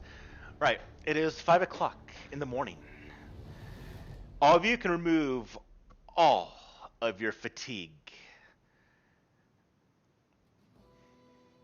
Your 2 companions that you rescued. They go, all right, let's get to Lenga as fast as we can. I'm afraid more goblins show up. Plus those wolves, Vanya mentions. Yes, indeed. Let's head out. As you break camp, you actually see around the camp are several tracks of wolf tracks. And more specifically, where you dumped the stew, Vanya, is where it's all been consumed. Most likely by the Probably wolves. as well. Now they have the taste for human. I mean, what else are we going to do? Bury it somewhere? They might already had the taste for human for all you know there, Haldir. Oh, a good point.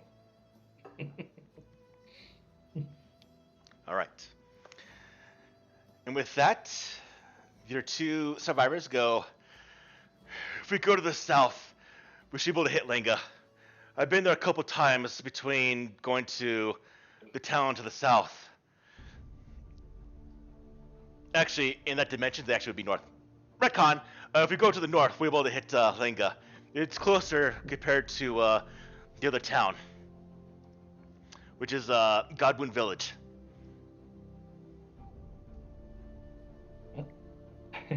Nope.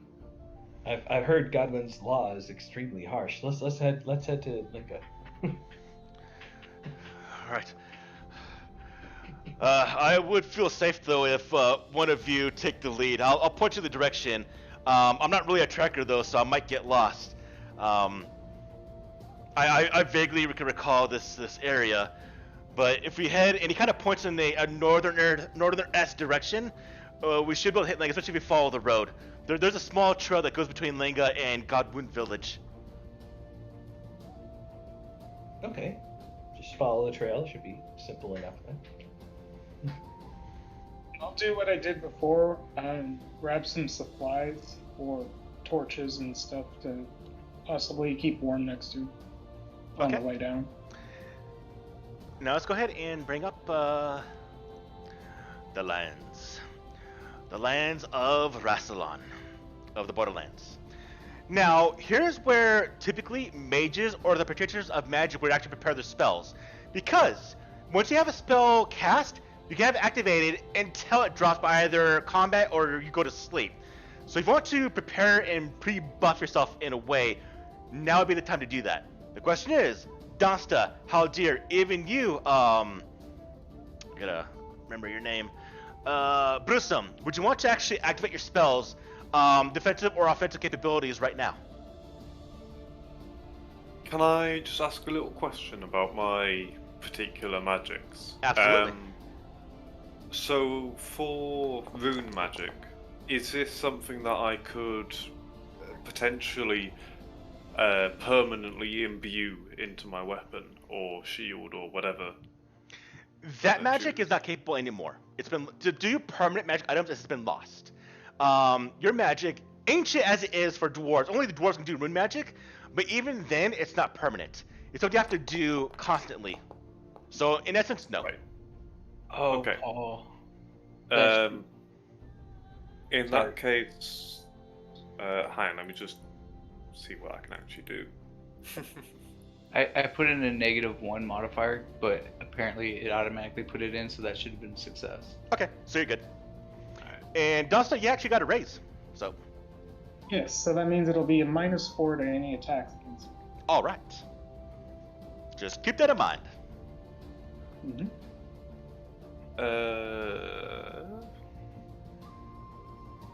Yeah, would I be able to apply boost onto my shield? Alright, so real quick, Okay. look at your stuff. So you have boost lore trait. Now yours specifically is of, I didn't write it down. You have the cut rune. Let me take a real quick look.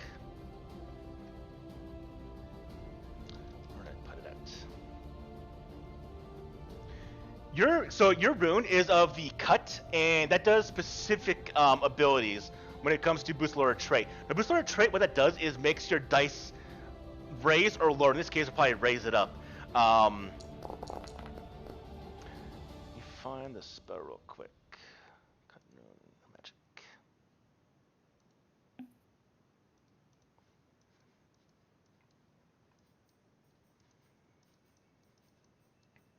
Right. So the cut rune boosts two things, Brusum. It either makes you stronger or makes your skill in battle better. Which one would you want to raise? Sorry, would you? I know you just said it. Would you be able to repeat that? So it makes. I'll write down this sheet. It makes you either stronger or makes you better at fighting, which raises your ability to actually attack someone, as well as make you actually better at parrying. Whereas strength makes you actually easier to damage someone by doing damage. Okay. Would I be able to increase my ability in damage? That would that would be strength. Okay. Right. Anything I need to do for that, or is that? All right, go ahead and click on your boost lower trait. Right. Traits and So, boost trait. and then click on roll, and you'll negate -2 penalties to this roll. As is though it is a failure. Now, the thing is, no mana, so you can just roll it again. The problem is, before you roll, there is one other aspect of Rastalon. Magic has changed drastically in some way. For some reason, magic is being succumbed to the effect of what's called the siphoning. Some practitioners of magic are actually having the power become haywire, either losing the ability to cast magic or actually having it become stronger in some situations. What this means, if you roll a 1 on the skill die, you trigger the siphoning. And right now, no one really knows what's causing it, just that magic is fluctuating in a negative aspect for the most part within Rastalon. So, even though you failed the roll, you can roll it again to try to reactivate the spell, but you have a chance of actually triggering the siphoning, which is a 1 on the skill die. Okay.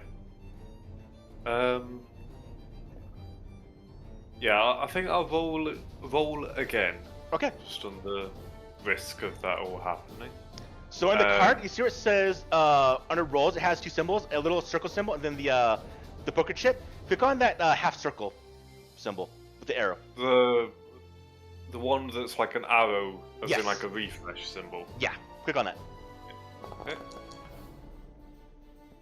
Okay, so you activate. So you carve the runes on your your body, I would say, or your armor, and you feel yourself get stronger. So here's what we're gonna do. We need to make sure, but your strength goes up from a D8 to a D10. So I'm gonna write this down real quick.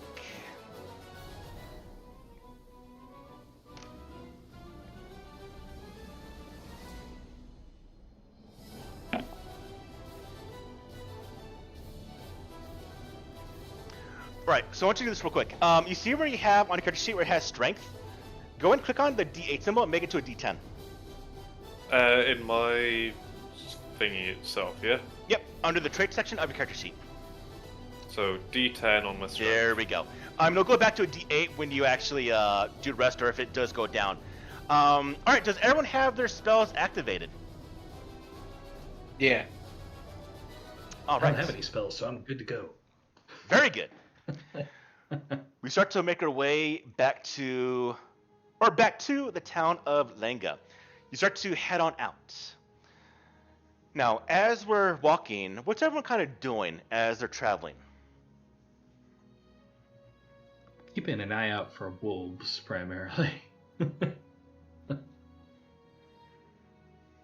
Yeah, kind I'm of just inspecting my weapons and runes and things, make sure they're all alright.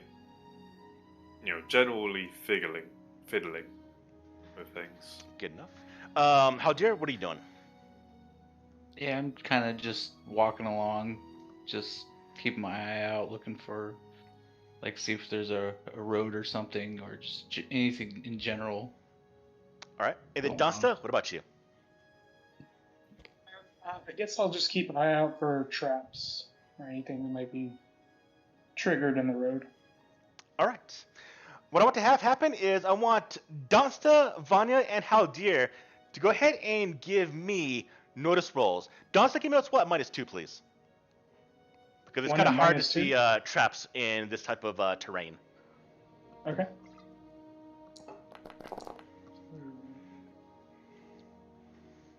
Okay. I got a success. See that, Vanya? Looks like Haldir got a failure, though. Dunsta rolled a really good success. Got a What'd you get, raise. -2? Oh, yeah, okay, -2. All right. So, Dunsta, you're keeping a lookout for sure as all of you start to move. And as mentioned, it'll take about maybe 3.5 hours before you get there. You start to move along the terrain. Now, Haldir, you keep a lookout, but you're not quite seeing anything of importance as we do move upon the time frame. The sun is getting a bit higher. The temperature is getting a little bit warmer, but still cold. It's still biting. You still have to put your cloaks around your bodies. Vanya, eventually you come across the road. You see in the distance the telltale sign of a little marker. It's a pile of rocks along the ground.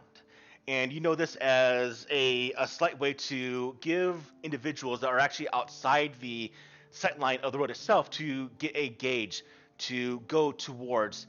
And after about, say, 10-15 minutes, you all come across that path that leads between Godwin Village and Lenga. And you feel and you hear that sigh of relief from your two surviving companions. It goes, oh, all right. It's easy now. A couple of hours, we'll be able to get to Lenga and out of this freaking nightmare.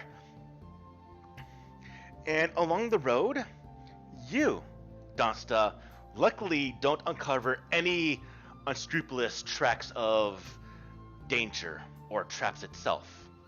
And after about 3 hours of traveling, well, first off, I need everyone to go ahead and give me a general vigor roll. It is still cold. It's still winter. This will represent you just staving off the effects of the cold as you're traveling. So, as you're rolling, this is a -2 penalty, obviously negated by those of you that are frostborn or those that have winter clothing, so it should be a straight roll for most people. So if I have both, then I would have a +2. Yeah, it's kind of the same for me, I think. But either way, it looks like I made it.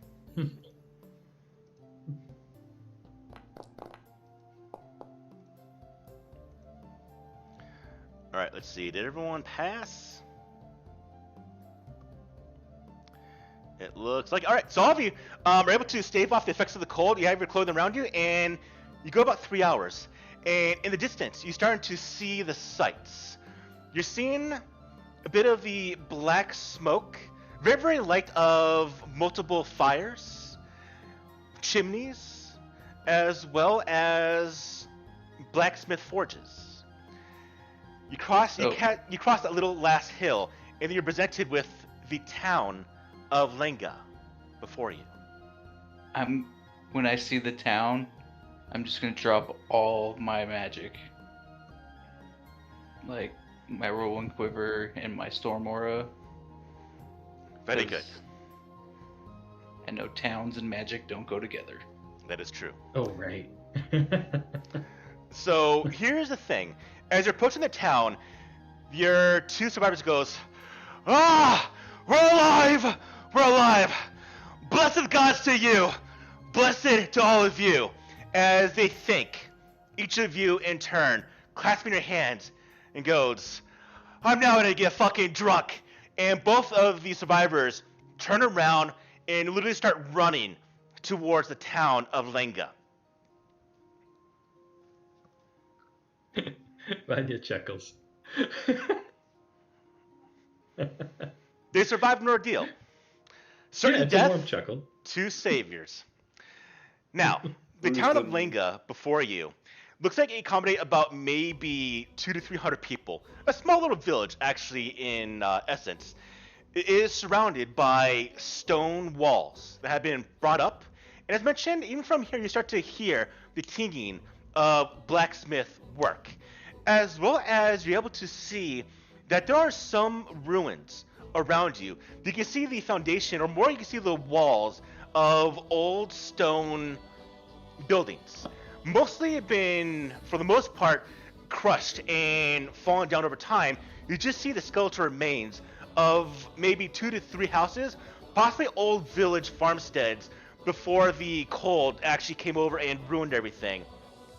But this is a town that is surviving as best it can out here in the lower winterlands. Next to it is pocketed a small, what looks like a couple structures you recognize as mine shafts. As mentioned by the 2 survivors, they're here for metalworking as well as jewelry working. This could be a small town that actually mines for resources to sustain itself, to possibly sell at Godwin Village. But the first signs of civilization is before you. What do you do? Vanya's hungry. She's gonna try to get some breakfast. As Brucem, I would like to try and strike a deal with the local mine owners. See if I can't enchant some of the pickaxes for any level of increased durability or increased strength. Alright, so tell me the goals you want to do, because we're actually going to do this before we get to town, because I need to explain something before we get to the actual town itself. So let's actually get to that aspect. As you're approaching the town, you see a couple of guards on the walls, and they bring out crossbows, and they level it on top of the walls, and they aim it at all of you. There's about maybe 4 of them, and they go, "Hold there! State your business!" Did the 2 guys who ran ahead of me get past them, or? Oh yeah, they're out of sight. They went to the town about maybe 10-15 minutes ago, because they actually ran to the town. Oh, okay, cool. I'll drop my Oh, God. and I will I'll wrap my spearhead and my bow with some cloth just to show no aggression. Okay, so let's talk about that now. So this actually goes back to lowering the spells and actually wrapping weapons. So, unlike D&D, Civilization expects a couple of social customs. That being, when you enter a town, it is customary to do 2 things. Peace tie or peace cover your weapons, and to actually disarm your armor. Because one goes into a town with these things expecting war. So to show that you're not expecting war, or you're not going to be trouble to a town, it is customary to actually unequip aspects of battle that is upon you. Unless you're going to move through a town, you find a tavern, or you find a home that you are friendly to, and you go to essentially civilian clothing. So, I heard some of you already do this. The drawbacks to not doing that is you'll get hits to glory, as well as penalties to any type of talking if you're wearing armor or having weapons essentially ready for battle. So I'm going to go with the assumption, because this is customary, this is normal, I'm going to go with the assumption that you're going to go to a town dropping spells and peace tying all your weapons. If you aren't going to do that, you need to let me know, or I'm going to assume that you are present yourself in a unthreatening manner. That's going to be the standard assumption. Hey, Paul, does Yes. leather count towards, I guess, removing armor? Leather's actually fine. Metal armor Okay. is what is going to draw attention. Got Oh, it. so like I don't have to unequip my leather suit. No. Okay. Oh, that's But fine. if you do meet like the mayor, then you need to, or they probably won't even see you. Okay. But you can walk around a town in leather armor, fine. When you run metal armor, you need to hit a tavern and immediately, or hit a tavern and then get rid of all your armor, to show you're not there for essentially a fight. Because, well, we go back to that standard thing. State your business! We don't recognize you! As one of the guards called to you as you're approaching the front gate. Vanya identifies herself as a Hearth Knight, and she says that we're here seeking shelter. So, as Bosom, I would like to step forward, kind of with my hands raised in a non-offensive manner, just to say that we as a group are fellow travellers. We have no intentions of hurting ye, and that we bring various things that we can assist the town with. Now, what can you assist with? You bring no trade. It's just the four of you. Hearth Knight's welcome if he can prove, or she can prove she actually is of the organization. But we're a small town out here, surviving by being safe and cautious. So what exactly do you bring to the town of Linga?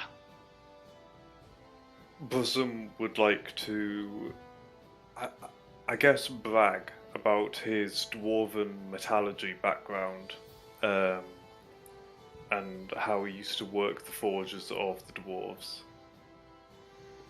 Well, do you got performance? Let me find out for you. If you don't have the performance skill, you're going to use the untrained skill. Let's see.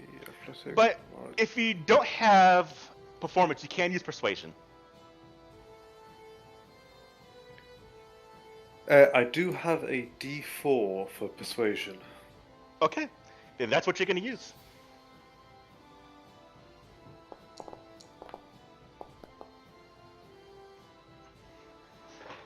There you go. That's what I rolled. Well, we are a mining town. I guess having an actual dwarf that knows what he's talking about could be beneficial, as well as the Hearth Knight. That's good enough for us. But we will be watching you. Nothing against ye, but we need to be safe. We've had goblin raids as well as orc raids here in the past. There's plenty of bandits out here. I'm not calling you one of them, but we're just gotta be cautious. No offense. As Bosom, I would like to say that that is completely understandable, and that I wouldn't expect anything less of a town on the edge of the ice lands. Haldir will step forward and just say, I am also a healer, and I can help your wounded if you have any from the attacks on your village. We haven't had attacks in some weeks. We drove bastards off last time they came here, but... Well, if anyone gets get sick, we'll head them in your direction. Head to the ale house. Get a pint of beer on us. Well, not on us. Pay for yourself, but it's only ale house in town. And with that, they actually go to back to patrolling the city walls, leaving you to go where you would like. Again, though, customary to, if those that have metal armor, to hit a tavern or a place and get a room, unequip.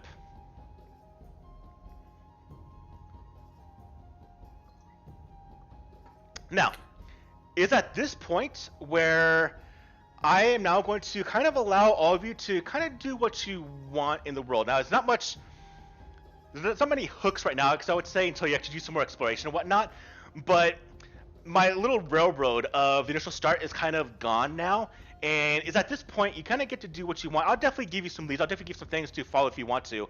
I won't put you out in the open with nothing to go on. But it's kind of at this point in time where I'm going to essentially let off of any type of railroad I would do. I typically do it for the start to get everyone on path to start the game, and it's at this point now where that is off. So, any type of goals or interest. Hit a tavern, talk to people. Obviously, we don't want someone that's want to talk to the miners here and get some type of inkling that way. What would you like to do? Definitely heading to the tavern where those two people went. As Bosom, I would like to head to the local mines and blacksmith and basically any metal workers within the town. Haldir will try and find like the central like gathering areas, and then see if you can find a bench or something to sit on. And he's just gonna sit there and just listen to all the gossip that walks by him to try and get a little bit of a lay of the land of what's going on in this town. All right, easy. Do me a favor. Everyone type out real quick in chat kind of what you're doing in quick thing so I can give a little record and not get myself confused. Please. Then we'll do things one by one.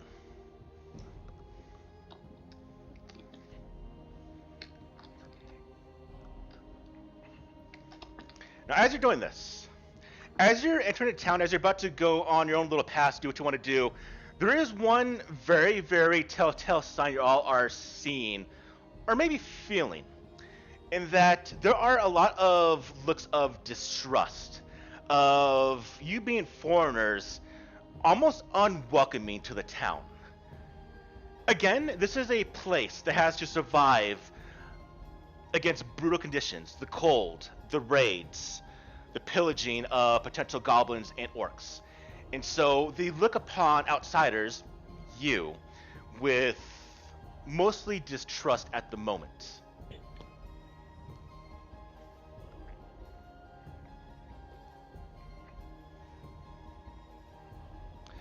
So, Brewsome,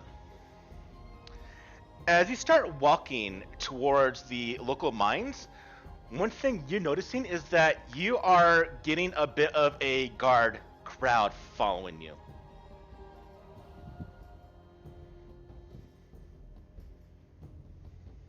Okay, I would like to see about continuing on to whoever I can find as the head, well, I guess the head miner within this particular mine, to start talking about certain benefits. All right, as you come across, you kind of ask, and as you go around town, one thing is certain: no one wants to talk to you. Go ahead and give me a persuasion roll, please, at -2. Persuasion roll at -2.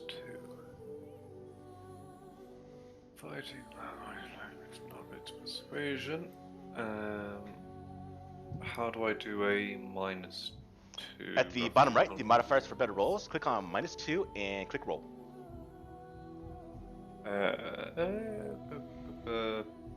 Sorry, multi-action, 2 actions, was that? No, just -2. I mean, technically you use 2 actions to get the penalty, if you wanted to, that way. Okay, so that should be right, yeah? Yeah, so it's a 4. All right, so as you kind of ask for directions where to go, especially to whoever might be in charge of the mines, again, you are kind of met with more, I would say, kind of caution, and people are not really wanting to talk to you that much. But eventually you are actually told to head towards one of the open mines. And specifically, you're going to want to speak to... Well, go see Suzette. He's the one that's in charge of the mines here. Right. So who was that? Suzette? I'll put it in chat. As you speaking, but yeah. Suzette.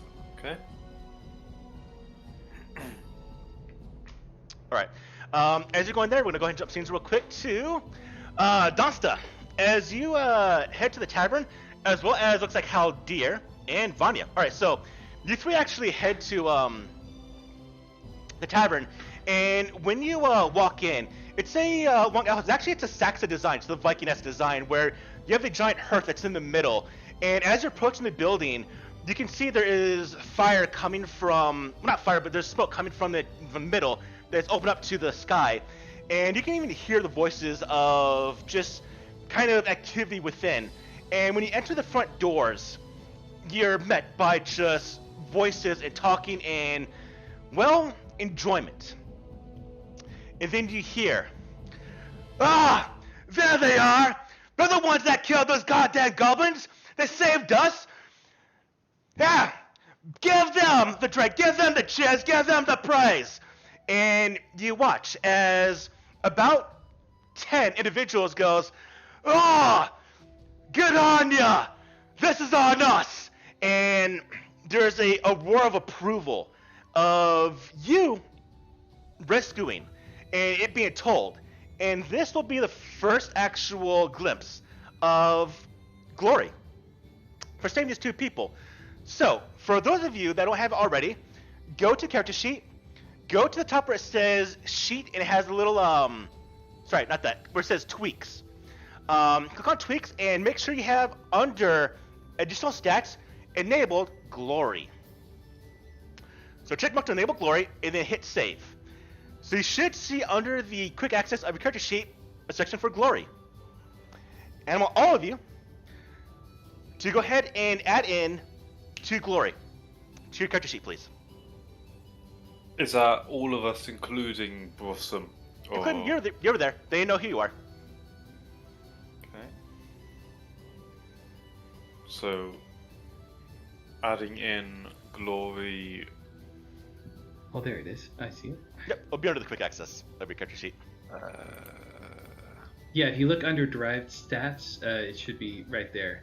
Like scroll straight down from there. Yeah. So sorry, I'm looking at the character sheet, looking at traits at the moment. I'm looking at character, quick access. No, if you go to where at the top where it says tweaks, at the top of the character sheet. Yeah. Good. Click on that, and then go ahead and check mark glory. Should be at the bottom of that little list. It's kind of above the sheet. It's in black. Yeah, so you it's under the title bar. Oh yeah, I found Yeah. it. Uh-huh.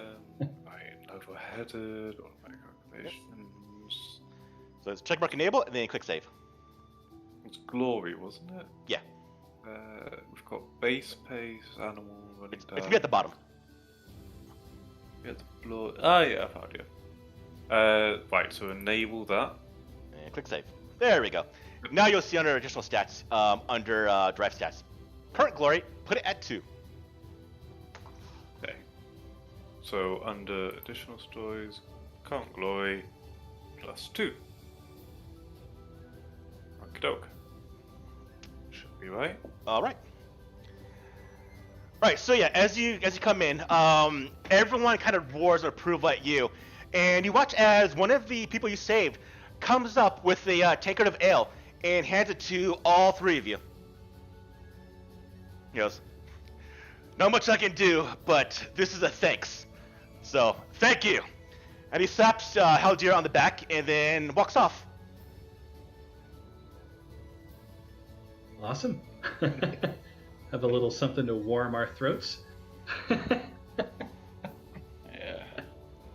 Does a barmaid come over or anything? She does. All right. Already heard what you've done. Already got a free drink. But is there anything else you would like? We have some dove, not as big as what they used to be, but that has some turnip stew, and we have a little bit of mutton. Anya says, maybe not the stew. All right. Well, no stew. We have some mutton though. Mutton would be lovely, thank you. No. Find a Yeah. table. I'll bring it out. And she kind of goes off to the back room. She's still thinking about that human stew. Mhm. Next Yep. people have stew for a while. And as you get to a table, you get your food, and you kind of just talk amongst yourselves. You can overhear a bit of the talk around town, that being this being a trade town. The recent attack a couple weeks ago by a group of goblins that vaguely resemble the group you took out, as it were. Oh. Excellent. Well, we definitely let them know about that then. It'd probably make things a lot easier Ooh, around here. We will get to that in a second, because that's going to be actual another aspect of Hellfrost. But first, we're going to go across the scene again, back to our dwarven friend. So you, Brucem, you actually head to one of the local mining buildings, and as you enter in, you see there's a group of people that are in a a rather big argument amongst themselves right now, and then they look over at you and they go, "What? What do you want? You expecting some trouble?" As one big guy stands up, grabs a pickaxe, and kind of looks at you, Brucem. Okay. I would like to just, very gently say to them, my friends, I mean you no harm. Then why are you dressed for fucking war? Why are you wearing armor for? Am I wearing armor? You are wearing armor. Not on my screen, I don't believe. Look in inventory. Well, I thought the default was we were all going to take off armor unless we said otherwise or something in town. Under gears, it's a black shirt for taking on the armor, yes? Yeah. Okay. So the only thing I have equipped is glory at the moment. Okay. All right. So I kind of went back on what I was once saying. So then you did actually go and remove your armor. Then I take it, Brucem. Yes. Okay. All right. I thought you were going straight to the mines. Actually going there. Okay. So we'll do a little bit of change in my head then, because I didn't actually think you're actually going to do that.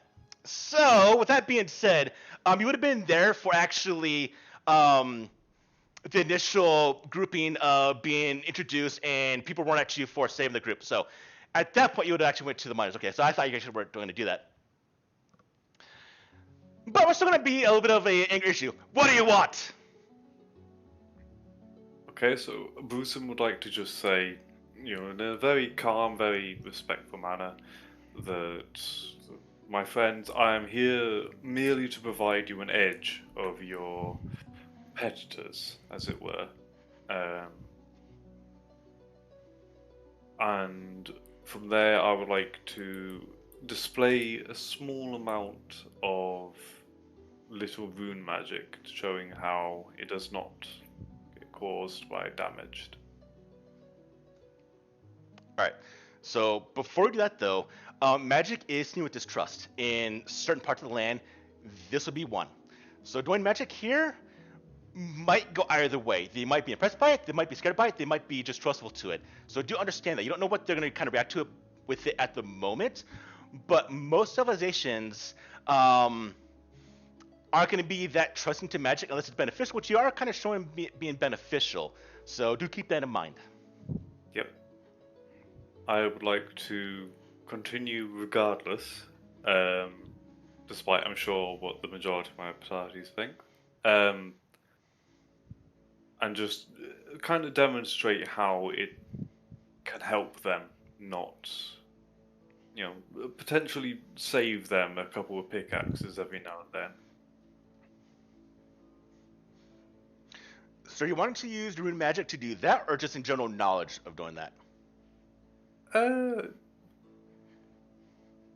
going to ticks. Your actual rune magic only strengthens you and makes your weapon actually. Yeah, it actually doesn't strengthen your weapon. It actually makes you stronger and make your fighting ability better. So you actually wouldn't be able to enchant your weapon per se, unless you're trying to finagle them or just try to use general knowledge of maybe blacksmithing. I'll go with my knowledge from blacksmithing. All right, here's what I want. In the talk of you kind of explaining your own background, you being able to be... So in your background, Brucem, were you actually a blacksmith? Yes, I was a blacksmith that used my rune magic to give me an edge over all competitors. All right. You can use either persuasion or actual repair to explain to him.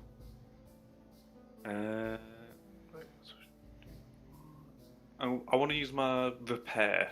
All right. Then. Since it is actually a mining town, they are knowledgeable themselves. I will have this done at -1. Okay. So I want to go repair and then roll. Yes. Yes.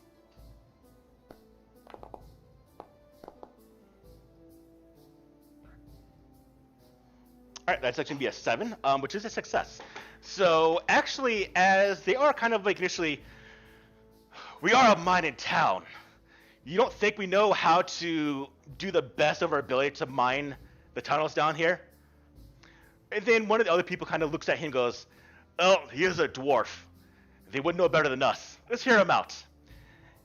And then you kind of go back and forth a little bit of trading ideas.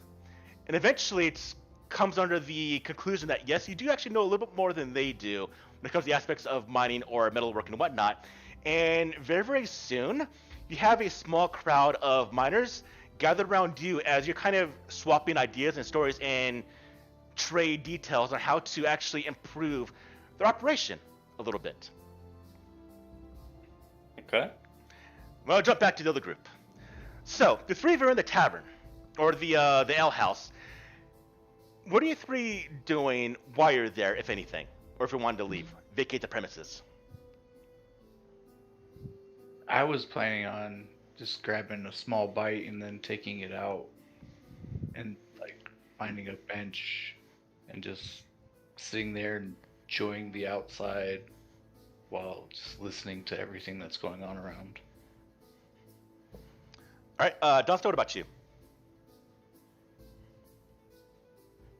I'm just trying to stay warm. It's just warm in there. You are absolutely warm. You are comfortable. Yes. Me being a hearth elf, I do not. Yeah, this place is definitely warm.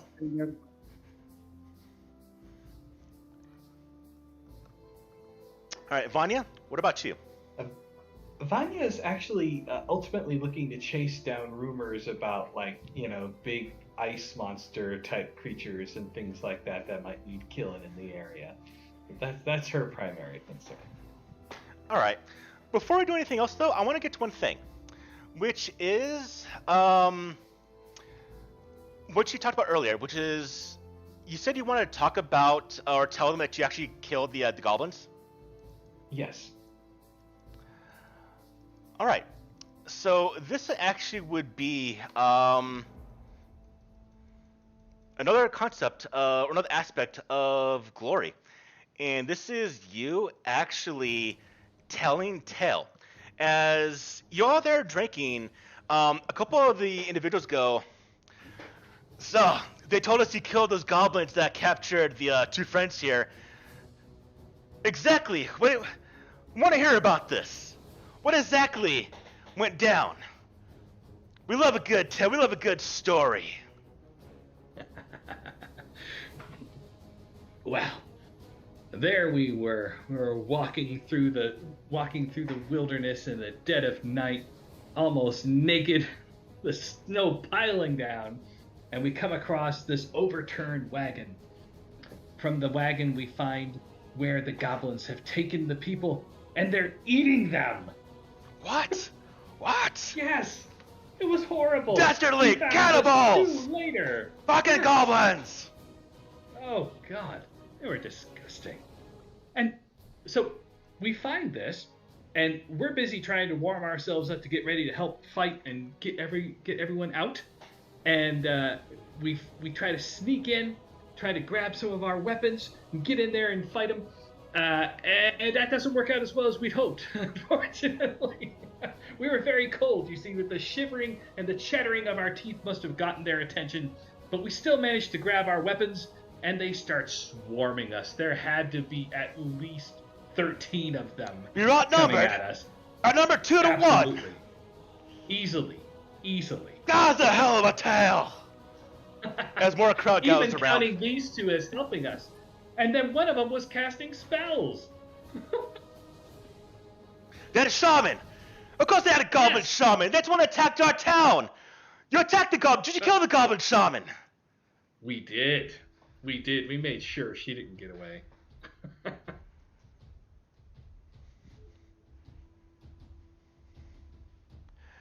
As you tell this tale, a crowd gathers around. There's agreements, there's cheers, there's wars. The two survivors go, "Fuck yeah! They killed them all! I even helped out!" He's kind of lying as they're sharing drinks and there's cheers going about the town. Or there's cheers going about the tavern, this in-house as it's going on. And eventually, this crowd is just, they're gathering around, they're hearing this tale. And this is a moment of potential glory for you and the ones that did this deed. So here's what we do now. We're going to have you do a persuasion roll to see how well you account this actual tale. Now, typically, bards or scholars can do this a bit easier, but you get bonuses, you get benefits to this roll based on certain things. For example, you get +1 because you're outnumbered. You get +1 because the shaman was a wild card. And then, well, the shaman was actually a spellcaster. You get a further +1. So, I want you to give me a spellcasting roll. Sorry, give me a persuasion roll, Vanya, at +3. Mm-hmm. Okay. So I do I hit the +3 or is it already included? Do the +3. What you put there. Okay, cool. That should be typing it out.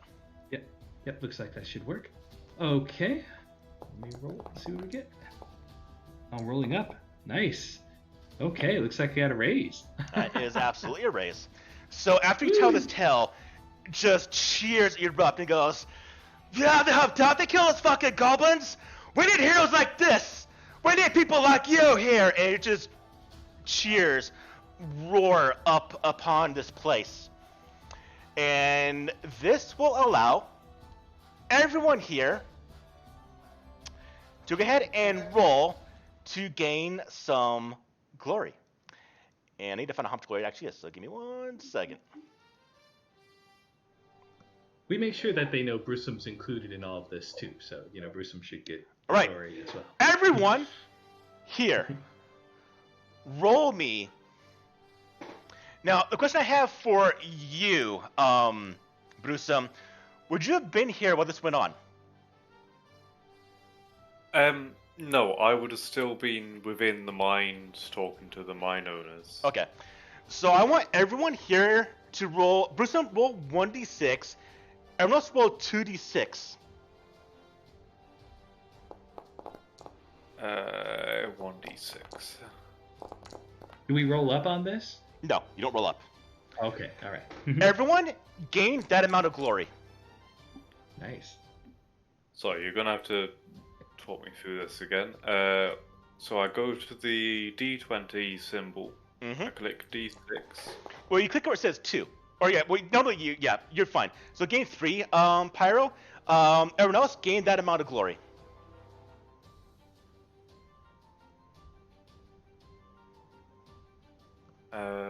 And then as for the actual rolling, do I just click the number, yeah? Yeah, you did already. You rolled a 3 already. Oh, okay. Yeah.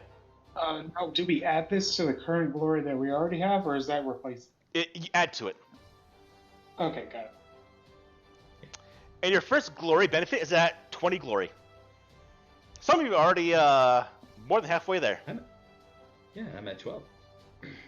Oh, I didn't. So, and I wanted to ask you something. Like, when you're a member of the Hertz Knight, is there like a tattoo or something? Like, how do you prove it? I need to look it up. I need to actually do some research on it. There is a way to do it. We'll get to that for next session. Okay. There's another book that talks about the Hertz Knights more specifically. But, so you saw 2 ways to gain glory. One was by just risking people and being told about by other people, but the main one is just what Vanya did. Is by going to a tavern and just telling exploits of what your group has just done. And you do it well, you gain glory. Obviously, as you get more experience and such a higher level, it's harder to gain glory. But as new adventurers, as new heroes, you do gain glory a little bit easier. And as the tale goes on, an event does happen. At the last ring, as you, Haldir, might be outside enjoying their food, seeing people kind of give you a nod of appreciation, thanks for helping out the town, you see a younger boy, probably about maybe 14, 15, I guess a teenager, comes running by in a panic on his face. He runs past you and he's running towards the ale house. And when all of you inside the ale house, the door barges open, and this 15-year-old kid runs in out of breath. And he goes, Amari! Amari! Hawaii's fell down a shaft. It was uncovered out by the farmsteads. 4 of them. They fell in the damn hole. And this causes all of the people in there to kind of stop and look at this kid. And you see the man he was speaking to, Amari, which is the actual owner of this ale house, goes, "What? They fell down." And, well, I think, because I'm losing my voice, that is where I'm going to end today's game. Nice. Quick question before you go, because I couldn't hear part of what you were saying. I'll be What around, fell down the but hole? I'm ending the session. I'll be around still. Oh, okay. It sounded like you said his wives fell down the hole, but I don't think that's right. You said Amari, which is the owner of this longhouse. Give me a second. So Amari is the owner of the ale house, and the boys said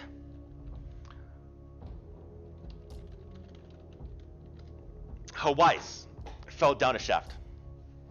Oh, a person named Hawaii's. Okay, got it. Cool. Well, thank you very much. This was a really great game. Yeah, it's a Session. excellent game to get me into. Well, probably get me into D&D. Oh, this is your first D&D type game? Well, congratulations. Yeah, it was. This was literally my very first one. I'm amazed I'm still alive. There are some close calls in that fight there. I am not surprised, honestly.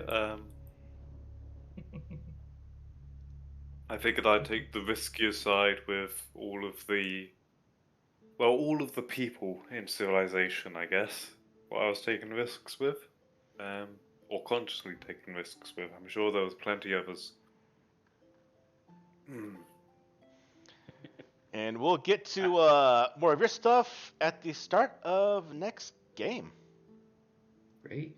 So will that be next Sweet. week? Is everyone available next week? Should be next week. But also, everyone gains a advancement. Yay. How does one advance?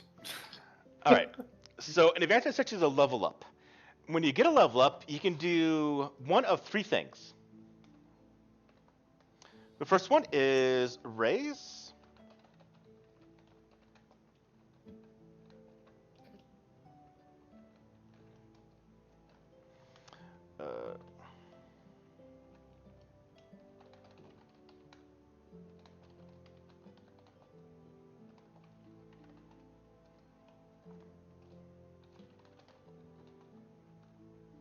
There, in chat. So when you gain advancement, you can raise an attribute by 1 dice type, so you go from like D8 to a D10.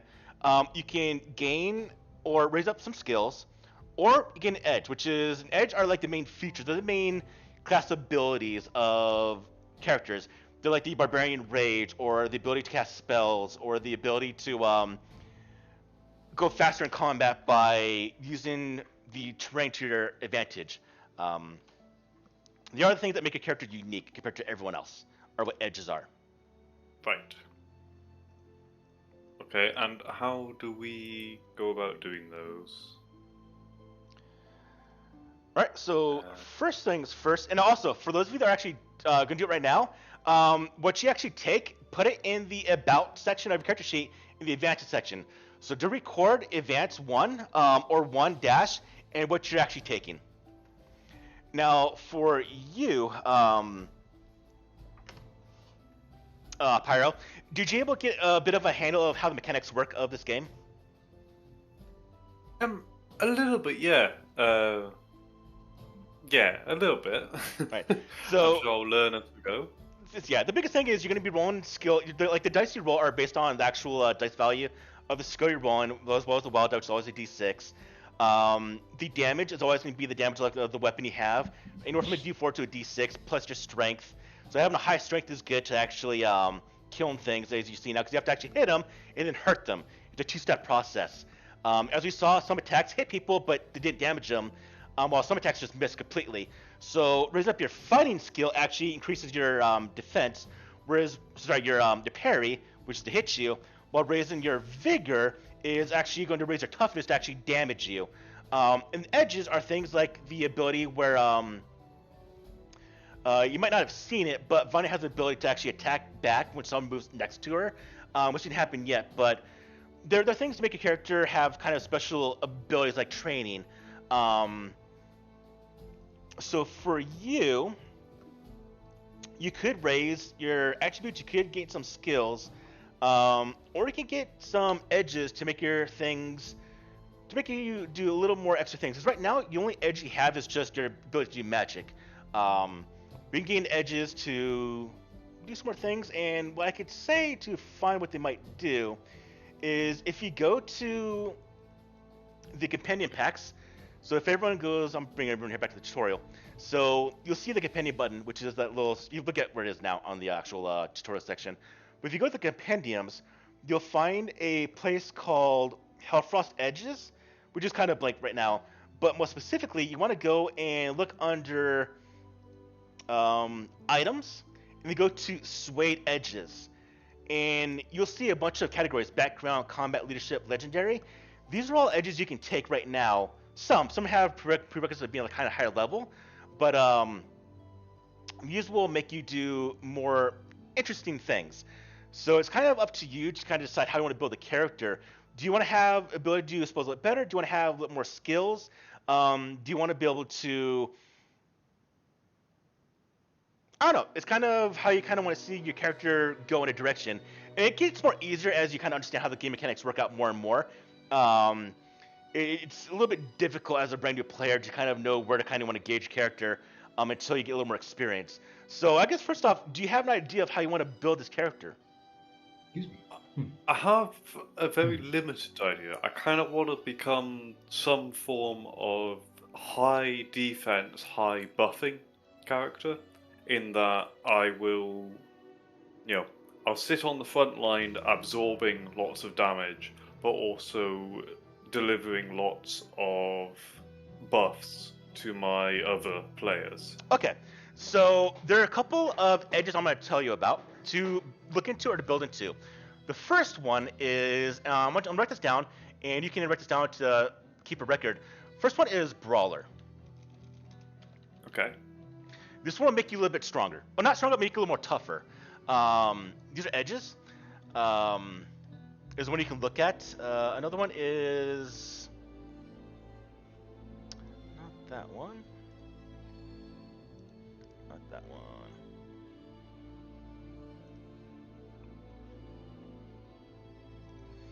Hard to kill. There's another tanky one. Also, raising your vigor. Raising your vigor and raising your fighting skill also make you either harder to hit or harder to get damage when you do get hit. Right.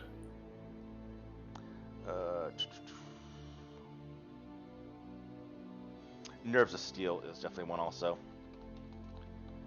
These make you a little more, when you actually do get hurt, able to withstand pain a little bit better than others. Because one thing we have been seeing during the rolls today's game, especially with Dasta, when he's been rolling, you get penalties from fatigue to wounds that detract from your rolls. And so if you have, like, say, 3 wounds, that's -3 to all your rolls. You're very, very much less effective in pretty much a lot of things until you get healed.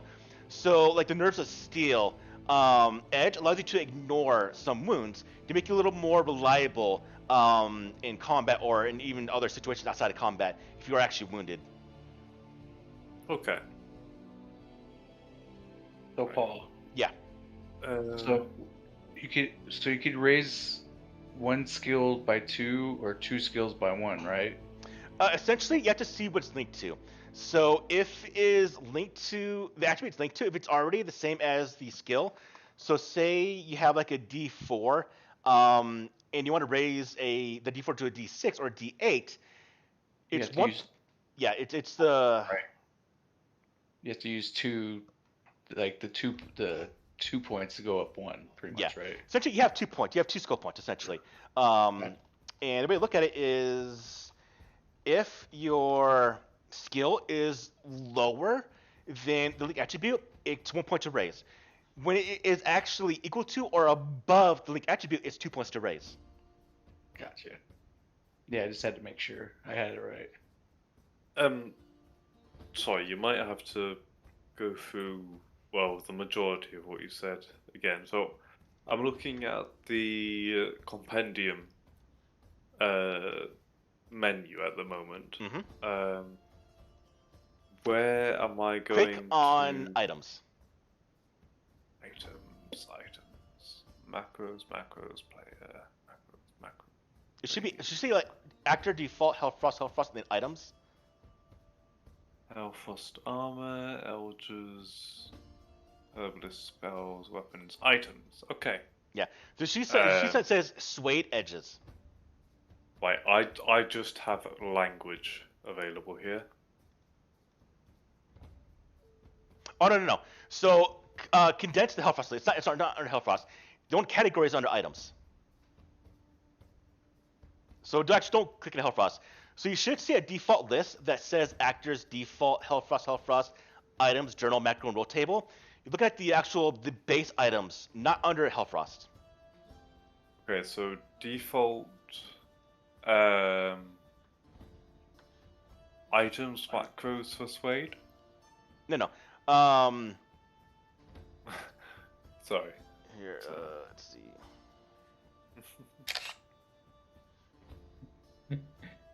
Anyway, I have a big test I got to do here in a minute, so I'm going to get ready for that. But Okay. mine was easy. I just raised my fighting to a D12. Okay. That's my whole thing because my agility is a D10 at the moment. And all right, I'll see you. On Actually, I might actually not let you do that at the moment. I might put a cap on the 12 until the higher level. I'll think about it. It's something I typically do in my games, but I'm not going to worry about it right now. I'll think about it. So just leave it how it is right now. Do you see that picture in chat, Brewsome? Discord chat, is that? No, in Foundry chat. Foundry chat.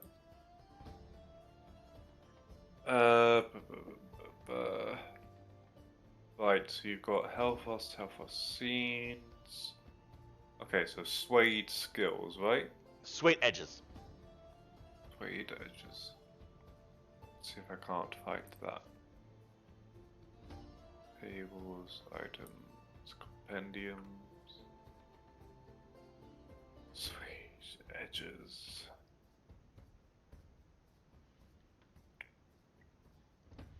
Actor. Suede vestry, vehicles. Default macros, suede items for suede, heroes for suede, scenes for suede. Do you not have the same font structure on my screen that I showed? Potentially not. Under items. And items. Yeah, it should look exactly the same. Yeah, just found suede edges. Right. Yeah, so look in there. So, So the big thing is you want to look at is kind of read what they do, look through it, but you need to pay attention to the requirements because a lot of things have to kind of build towards. okay.